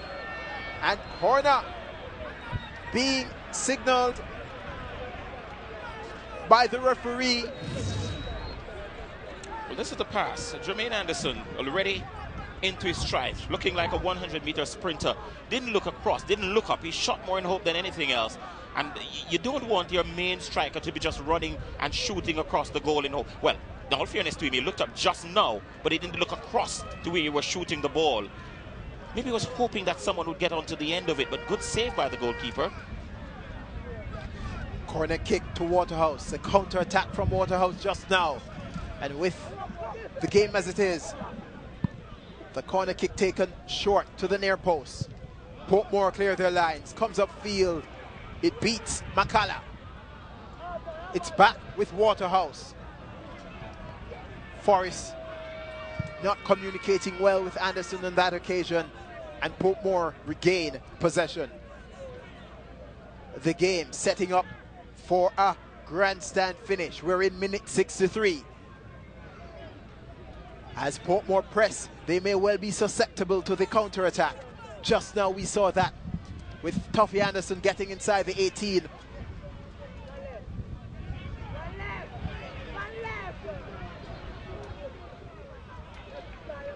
Makala having no joy so far. He has scored 2 goals in 2 games. Nothing for him so far tonight.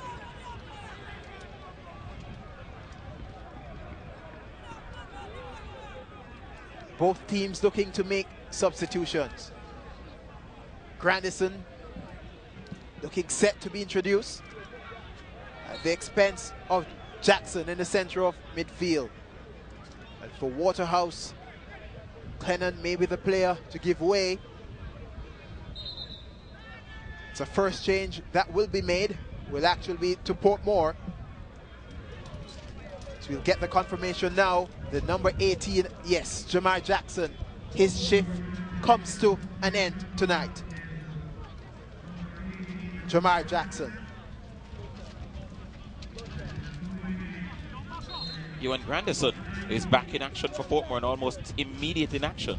Bombs it in. Grandison onto the head of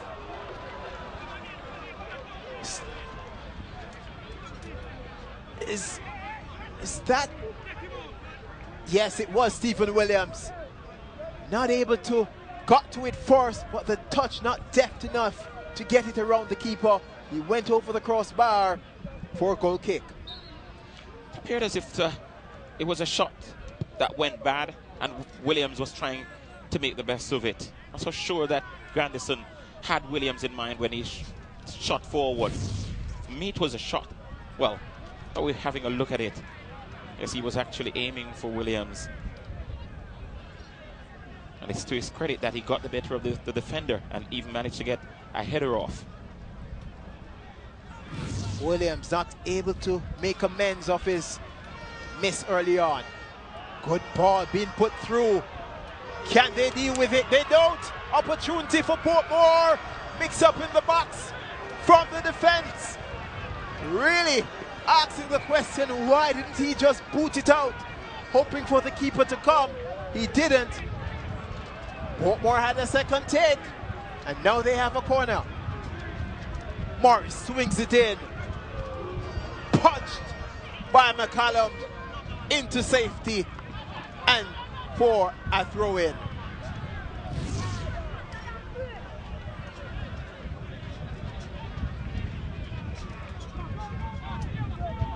Jamil Thompson failing to deal with it. Morris fighting for all he was worth, getting back into possession. The flick on just didn't work.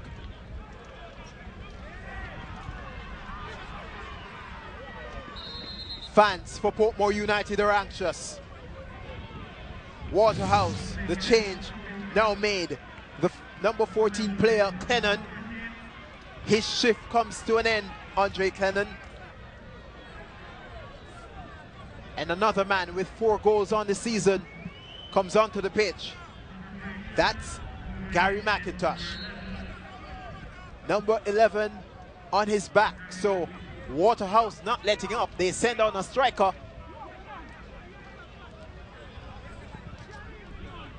And with that, we just see an adjustment in the formation. They started out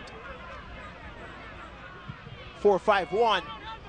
Now it's gonna shape up 4-4-2 as McIntosh is a forward by trade.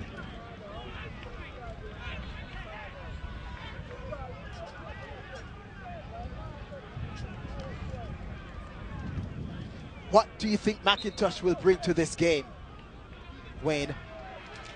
Well, it brings goals for one. He scored in his last game against Boys Town, so he's in good form at the moment, and he links up well normally with Jermaine Tuffy Anderson. The three across the front line with Clennon, Anderson and McIntosh, we will not see that tonight, but I think he lends a bit more potency because he's an out-and-out striker, unlike Clennon. Waterhouse defending against Portmore. Ball whipped in, opportunity! And again, he muffs his lines. The third, well, it was McCallum on this occasion. Getting nowhere near the goal. Again, another opportunity for Portmore. Opportunity there to get that on goal. Not even close from Sula McCallum. The striker, formerly of True Juice United in St. Catherine. McIntosh on the ball. Can't keep it in play. So, the opportunities are coming for Portmore. They can't complain. The opportunities have been presented. They haven't taken them so far.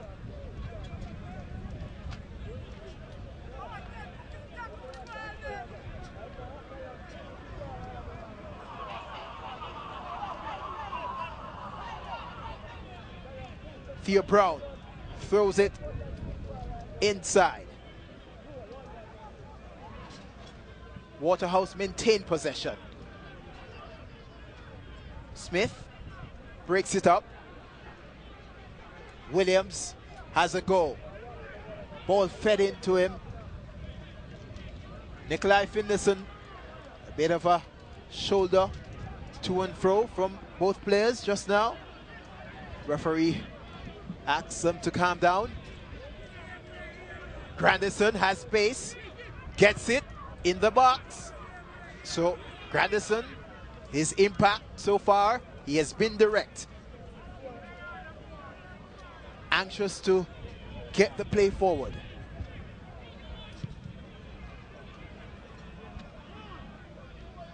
Portmore may want to be a bit more patient. Waterhouse now employing time-wasting tactics.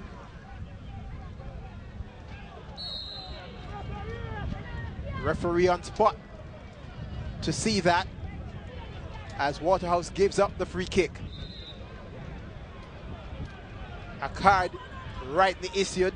That stamp coming in to the back of the player. Card seemed to be shown to Hugh Howell.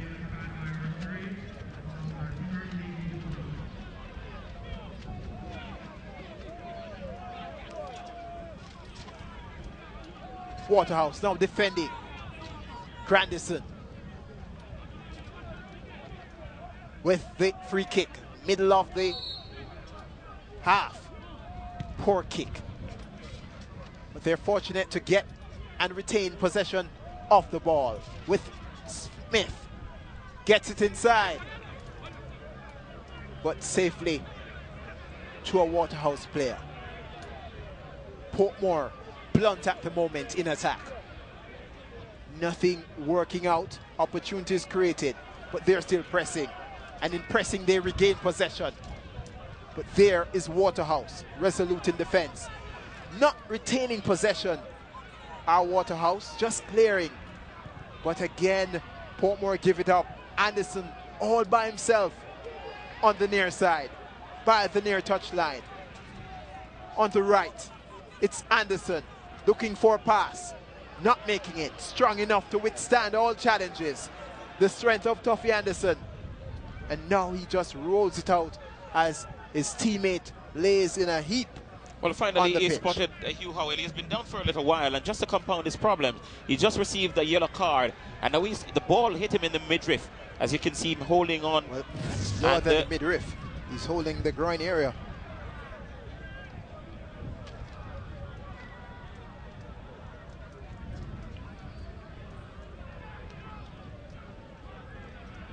Yeah, a bit lower. Groin seeming to be the area of discomfort.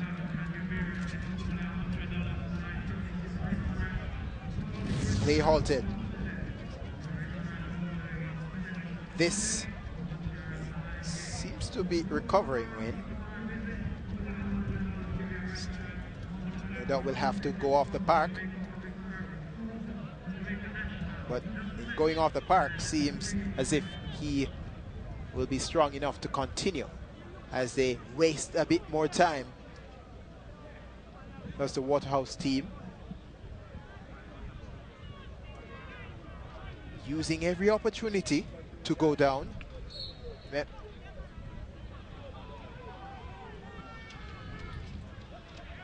And no doubt we may well see a bit more of that from Waterhouse as the game progresses.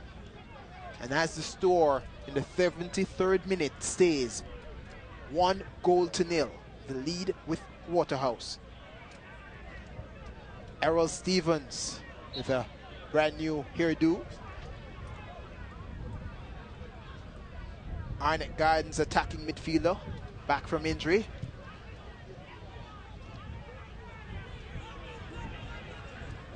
Broken up.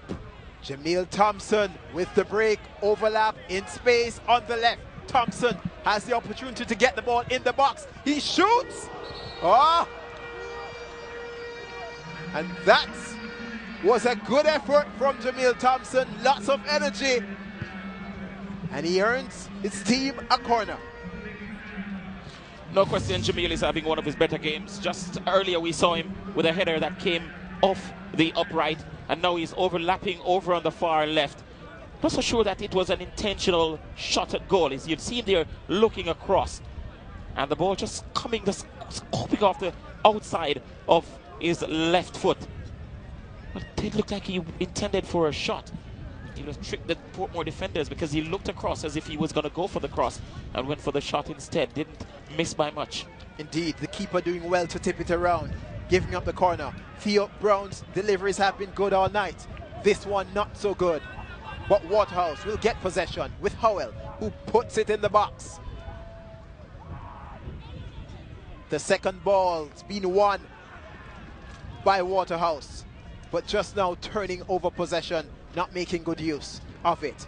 Portmore will have the opportunity to restart their attack.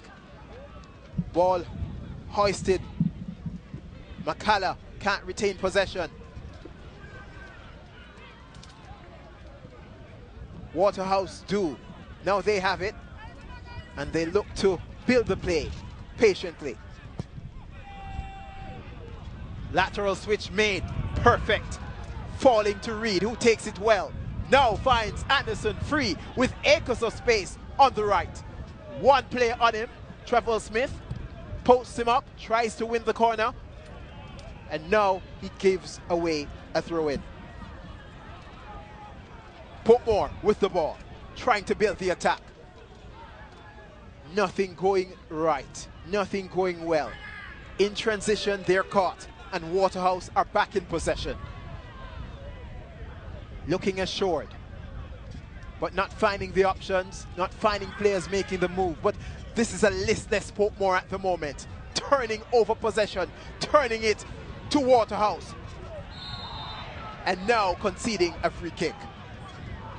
Wayne, what do you think of the last few minutes from Portmore? Well, just to comment on that foul there by Damian Williams, clearly he knew exactly what he was doing. Gary McIntosh in full flight is one of the scariest things for defenders in this country. He has this ability to score special goals, and just now he decided to stop him. But of course, he's a former Portmore United player as well, a player who knows his way around the league. And it's a very, very dangerous spot. It's some way away from the goal, but it's a very dangerous spot from which to concede a free kick, because standing over the ball are three very, very dangerous kickers, as we see the Vanzi trying to get onto the field. But Waterhouse with this very, very, very dangerous free kick, a free kick from a dangerous spot. Jermaine Tuffy Anderson, we've seen him score them before. Yes. Hugh Howell far away. Anderson closest to it. The change will be made first. The number 14, Andrew Christie, comes out. The number 12, Andrew Vanzi, comes in. Andrew for Andrew. Attacking midfield impetus needed and required. Vanzi will have to step up big time. We're in minute 78. The free kick is with Waterhouse. Leading goal scorer for Waterhouse. 10 goals. He doesn't add to it.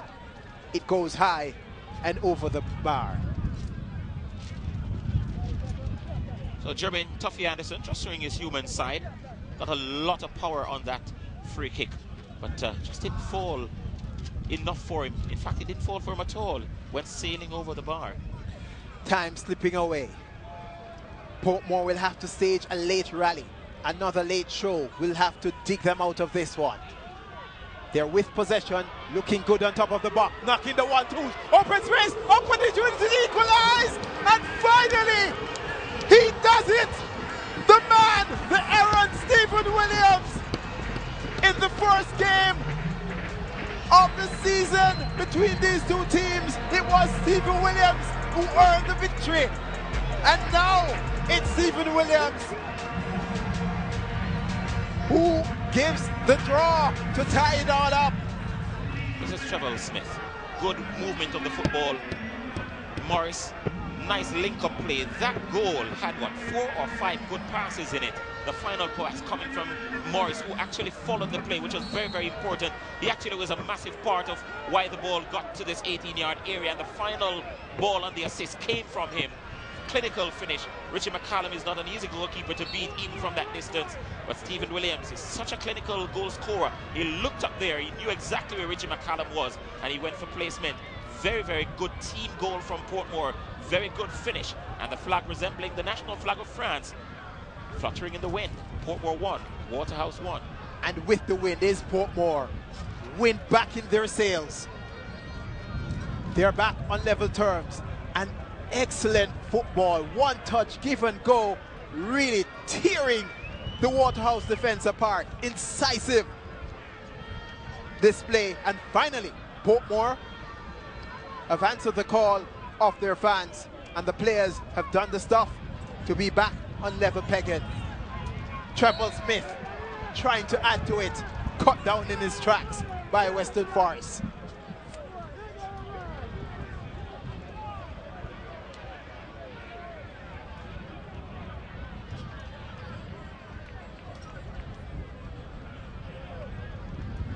Portmore, now they push, handball. Another opportunity. Waterhouse now have to be taken quickly, but dealt with by Waterhouse. Waterhouse now on the back foot as far as the play is concerned.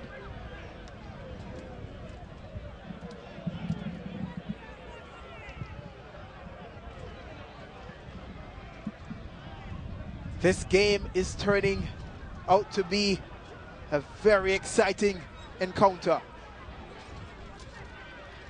Good, competitive football so far. Portmore now with the break on. Good pass played in, but it's dealt with by the Waterhouse defense. Throwing signal to Waterhouse.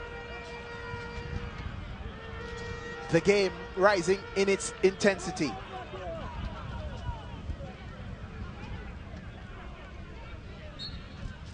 Portmore just now preparing to make their final substitution. Baron Bayliss, the player, will come in to replace Ricardo Morris. Like for like, winger for winger, so to speak, as Portmore go in for the kill, so to speak. They want all 3 points. They want to cut into Harborview's lead. They want to reduce the gap to 8 points. As it stands now, they only reduce it to 10 points if the game ends in a draw. Portmore in possession, building from defense. On the right-hand side, Harriet plays it in. Grandison on the ball. Through ball. Oh, diagonal. Finds Williams. Williams cuts it back to Vanzi. Play broken up by the very busy Reed.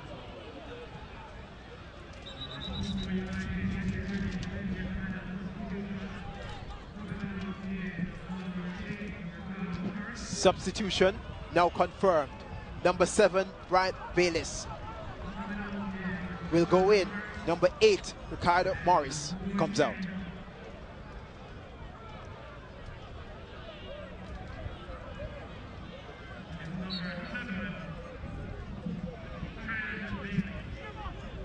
Minute 83. 1 goal apiece. Fans of Portmore on the edge of their seat. Smith trying good skill, not working out. Crunching tackle coming in. Gives up the throw to Waterhouse. Forrest takes it to Theo Brown.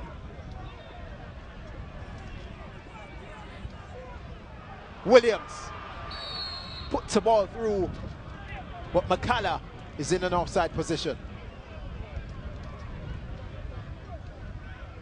6 minutes of normal time to be played. This ball falls. The player just not getting, look to be McIntosh with the break. The ball falling to him, not taking control of it. He's still down, injured in the chase. McIntosh seems as if he was favored to win the ball. Just going down in the chase. Now we look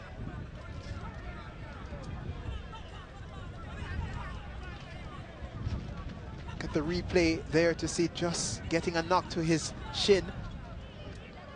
Maybe from the trailing leg of Adrian Reed.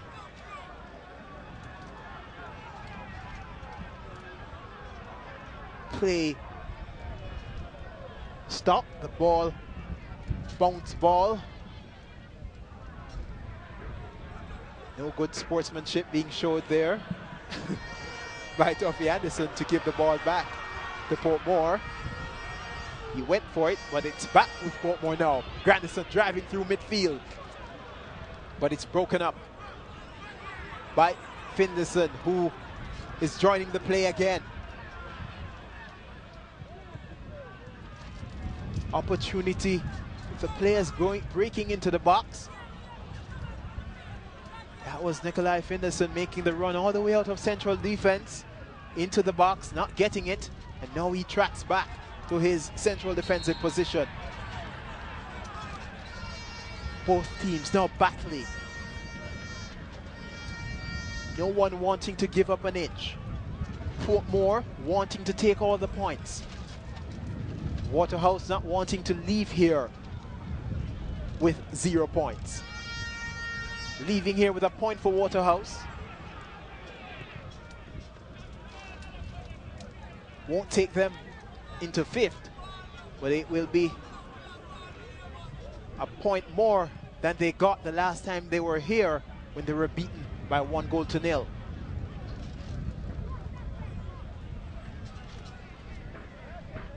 What are your thoughts, Wayne? Should Waterhouse go for the point, or should they go for 3 points? Well, it's anybody's game at the moment. I mean, it's been end-to-end action. One moment Waterhouse on the attack, the next Portmore, and it's about 5 or 6 minutes remaining in the game, and I'm sure the players know exactly where we're at in terms of the time left in the game. They don't want to give up another goal, but both also want to get that other goal that could very well go on to win the game, and that is why it is very, very difficult to predict where this one will go. Travel Smith with it. We see the challenges coming in thick and fast. The game is being fiercely competed for. Portmore wants it, and they are showing the intensity and the desire. We're seeing it in the challenges for the ball. Throw in taken. Smith. Bonded over on the touchline on this left-hand side of the Portmore attack. Free kick opportunity with 3 minutes of regular time. All but 2 defenders for Portmore are in the box. But also in the box is Jermaine Tuffy Anderson, whose head clears it for a corner kick to Portmore. The attacking thrust and the impetus is now with Portmore. Can they make this set piece count? Numbers in the box. Adrian Reed from central defense has gone up. Well, actually he has stayed, but Upson Edwards has gone up. Tall, stockily built central defender. Stephen Williams is also in there. But the referee gives the call to Waterhouse, seeing something, a bit of play in the box that he didn't approve of. Waterhouse with the free kick and the opportunity to restart.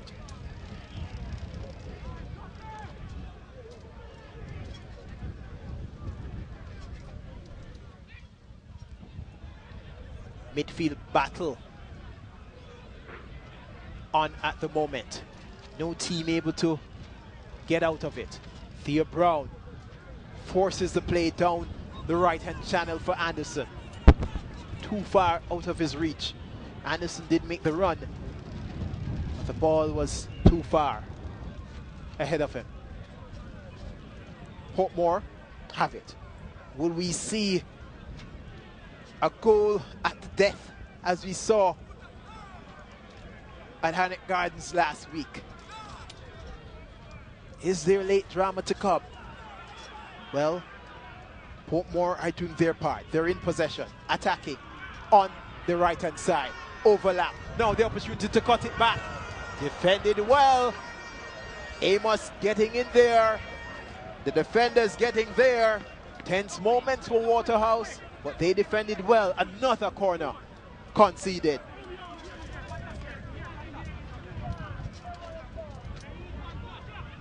Bayliss will whip it in. Andre Wall, tense on the touchline. Ball whipped in high, looping. The feet of a Waterhouse player, and the referee will call in favor of Waterhouse. In the final minute,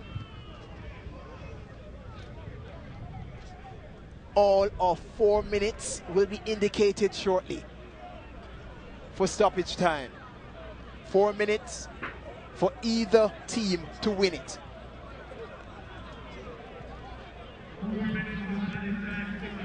The title chase hangs in the balance for Portmore United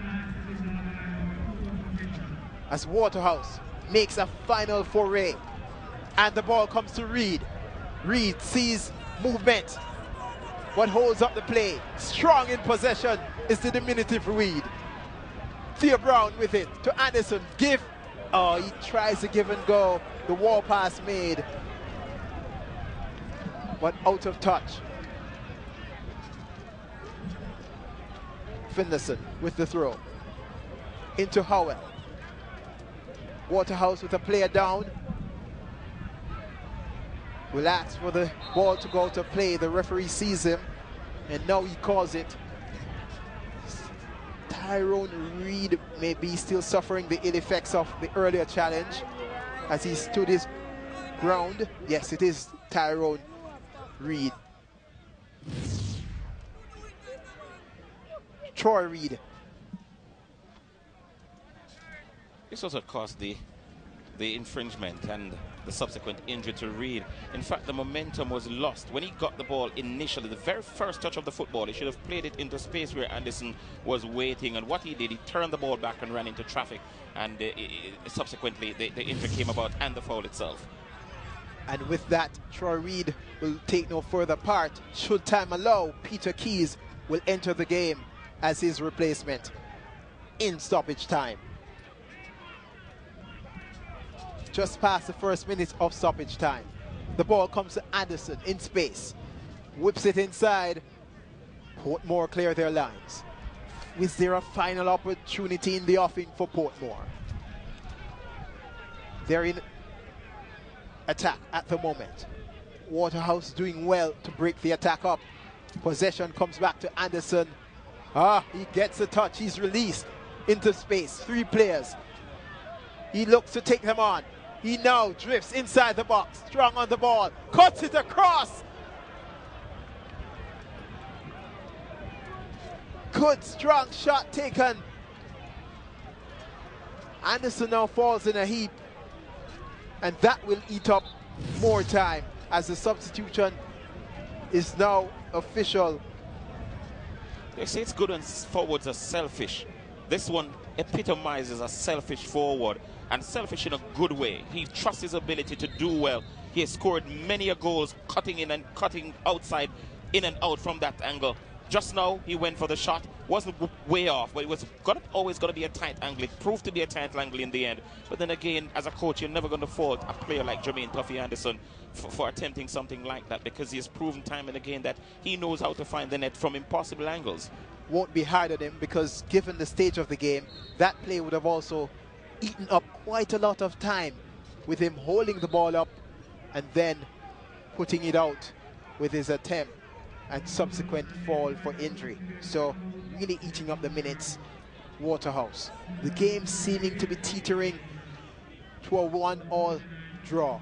It's been good attacking football on display. Both teams have deserved their goals. Waterhouse looking for one last foray. The ball just kept in. But Portmore come away with it. Trevor Smith on the Portmore left.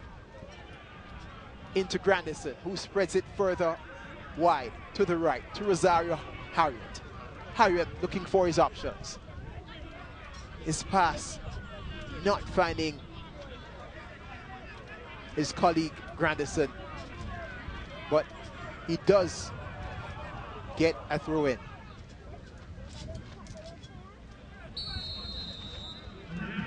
And that is all that's written in this game. It ends 1 goal apiece. Neither team really the better in the title chase with this result. But given the football played tonight, numerous opportunities win.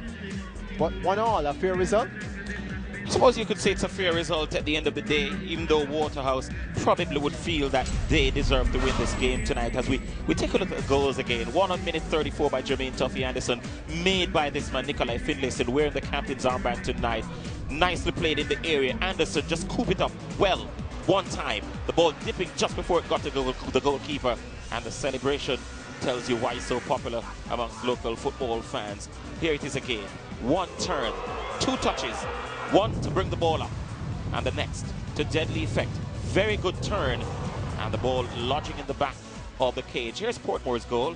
Nice 1-2, good intricate passing. The ball just been passed around the Waterhouse defenders, and in the end, Williams just burying it. Good move there from Ricardo Morris, who actually had a good night tonight.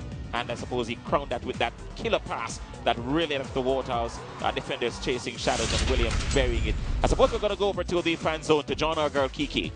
All right, so of course I have the fans with me who are celebrating, both of them representing Portmore United. Mario, I know you play football as well. Tell me everything that you think Portmore did right tonight. Well, them pass the ball good, you know, show, but them pass the ball good, them attack good. And yeah, well, that's all I can say still. Can't say that more. All right, did you enjoy the match? Yeah, I enjoyed the match very well. Man. Very exciting match. Second half. And Jody, tell me everything that you think Portmore can improve on quickly.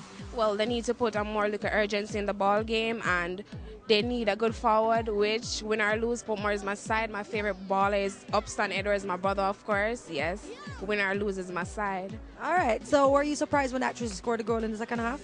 Well, I wasn't surprised because I was expecting. You were worried, don't you? You did worried? A little bit. Okay, fine. I like your honesty.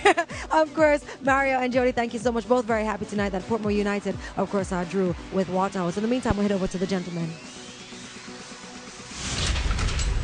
Looking back at the highlights of the game, Waterhouse, Thea Brown being pushed over, now whipping this ball in, cranking off the upright. That was from Thompson. Troy Reed had a very good game, was all over the park, very busy, bustling. The opportunity, that was a knock.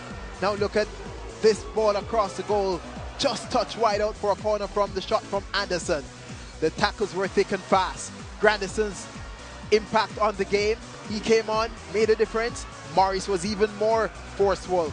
That opportunity robbing the defense, and there an opportunity falling to McCullough, not able to put it in.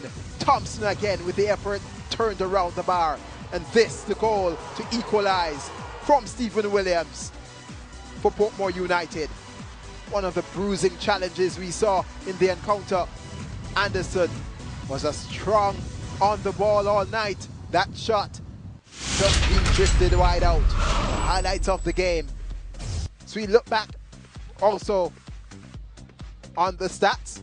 3 shots on target for Portmore, 7 on target for Waterhouse. Waterhouse did quite a lot of the attacking, off target and fouls. 11 fouls to Waterhouse. Bruising game in terms of the challenges. Offsides and of course the yellow cards, 2 to Waterhouse players, the more aggressive in the encounter. Now we go to Wayne with the coaches. All right, thanks very much. We have both coaches with us here. 1-1 in the end. Anthony Patrick, let me start with you, the visiting coach. You went ahead. You thought you had it won?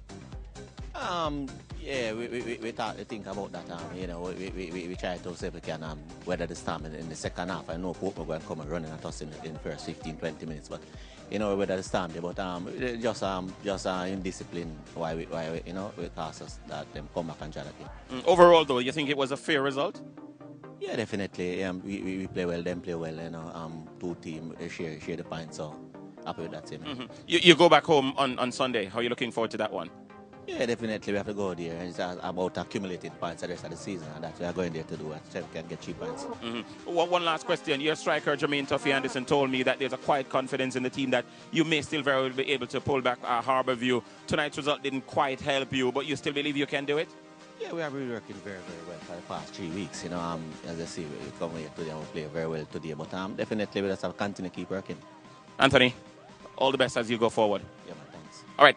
Andre Waugh, the coach of Portmore United, you can't complain with this result. About this result, you clearly wanted 3 points, but under the circumstances, one is good enough. I mean, if I wanted 3, then I could complain because the mission was to get 3. We got 1. It's for us to understand that the league continues and we have to, you know, press along. You know, disappointing because that was what we wanted 3, but you know, we have to continue along. It's 10 points, insurmountable. I mean, realistically, when you look at how the league has been played out? No, given the past experience of our Jamaican league, we believe that it is still possible. I know the people at Harbourview should be feeling quite comfortable. But for us, it's understanding that, until, there's no mathematical chance of becoming champions, that's when our dream dies. It hurts a bit more knowing that you played the day after they dropped points and you had the opportunity to make sure that you could cut it down to 8. Yeah, I guess it could be seen as a missed opportunity because, of course, we were eyeing, pushing the lead down to 8. That didn't happen. It's just for us, to analyze what happened this evening and, of course, start preparing for Thursday's game. Finally, where do you go next in the Premier League, that is? We're at Sporting Central on Thursday. We play them at 3 o'clock at Brandcourt. And we're looking forward to that one. Definitely. I mean, as I said earlier, until there's no mathematical chance of becoming champions, that's when our dream dies. We're always thinking about the next game. This one is behind us. We'll analyze it. We'll discuss it. We'll fight if we have to. But come Thursday, that's where our vision is. Good luck, Andre, as you go along. Thanks for having me.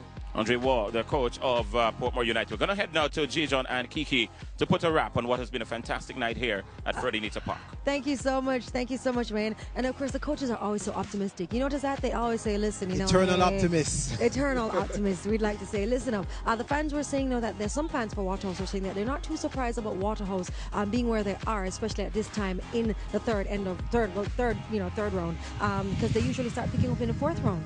So they're not overly surprised. We're waiting to see what they'll do. And persons are still anticipating that Portmore will actually cup the championship again this year. I don't know. It's a stretch. Harbourview sitting pretty on top, 10 points to distance. Yes. And for waiting and seeing what Waterhouse will do, well, you'll have an opportunity next week to again follow Waterhouse. We journey to Jerusalem. It's Waterhouse versus Savannah for Red Stripe Football Mondays. And for me, before we go, folks, really quickly, I know I have to do this as quickly as I can, so I want to say thank you to Andre Campbell for my hair. Thank you to Katie and Marine, who've done my hair in the past, as well as for Adidas for dressing me. And to Red Stripe, thank you so much for this wonderful opportunity. It's my last night with you, Gijon. So to all the fans who have made RSPL such a success, thank you so much. Continue watching. The show has grown immensely. We're global, we're international, and I wish you all the best. So to Phase 3, Red Stripe and CVM, thank you so much. So until next week when you're back with, I'm guessing, someone else in the fan zone. We're going to miss you, Kiki. Who are you leaving for us? I don't know yet. That's for you. You're the man to decide. Please, Kiki, it's been good. It's been good having you. You've been great. Thank you so much. Charlene Gordon, thanks for the makeup, and to all the crew right here. Thank you so much for making Red Stripe Football Mondays happen. And shout out, Garfield the barber. Yeah. You get a plug. Let's Here, go. Folks, yeah. Next week, Monday, 9 p.m. Don't miss it. CVM TV, Red Stripe Football Mondays.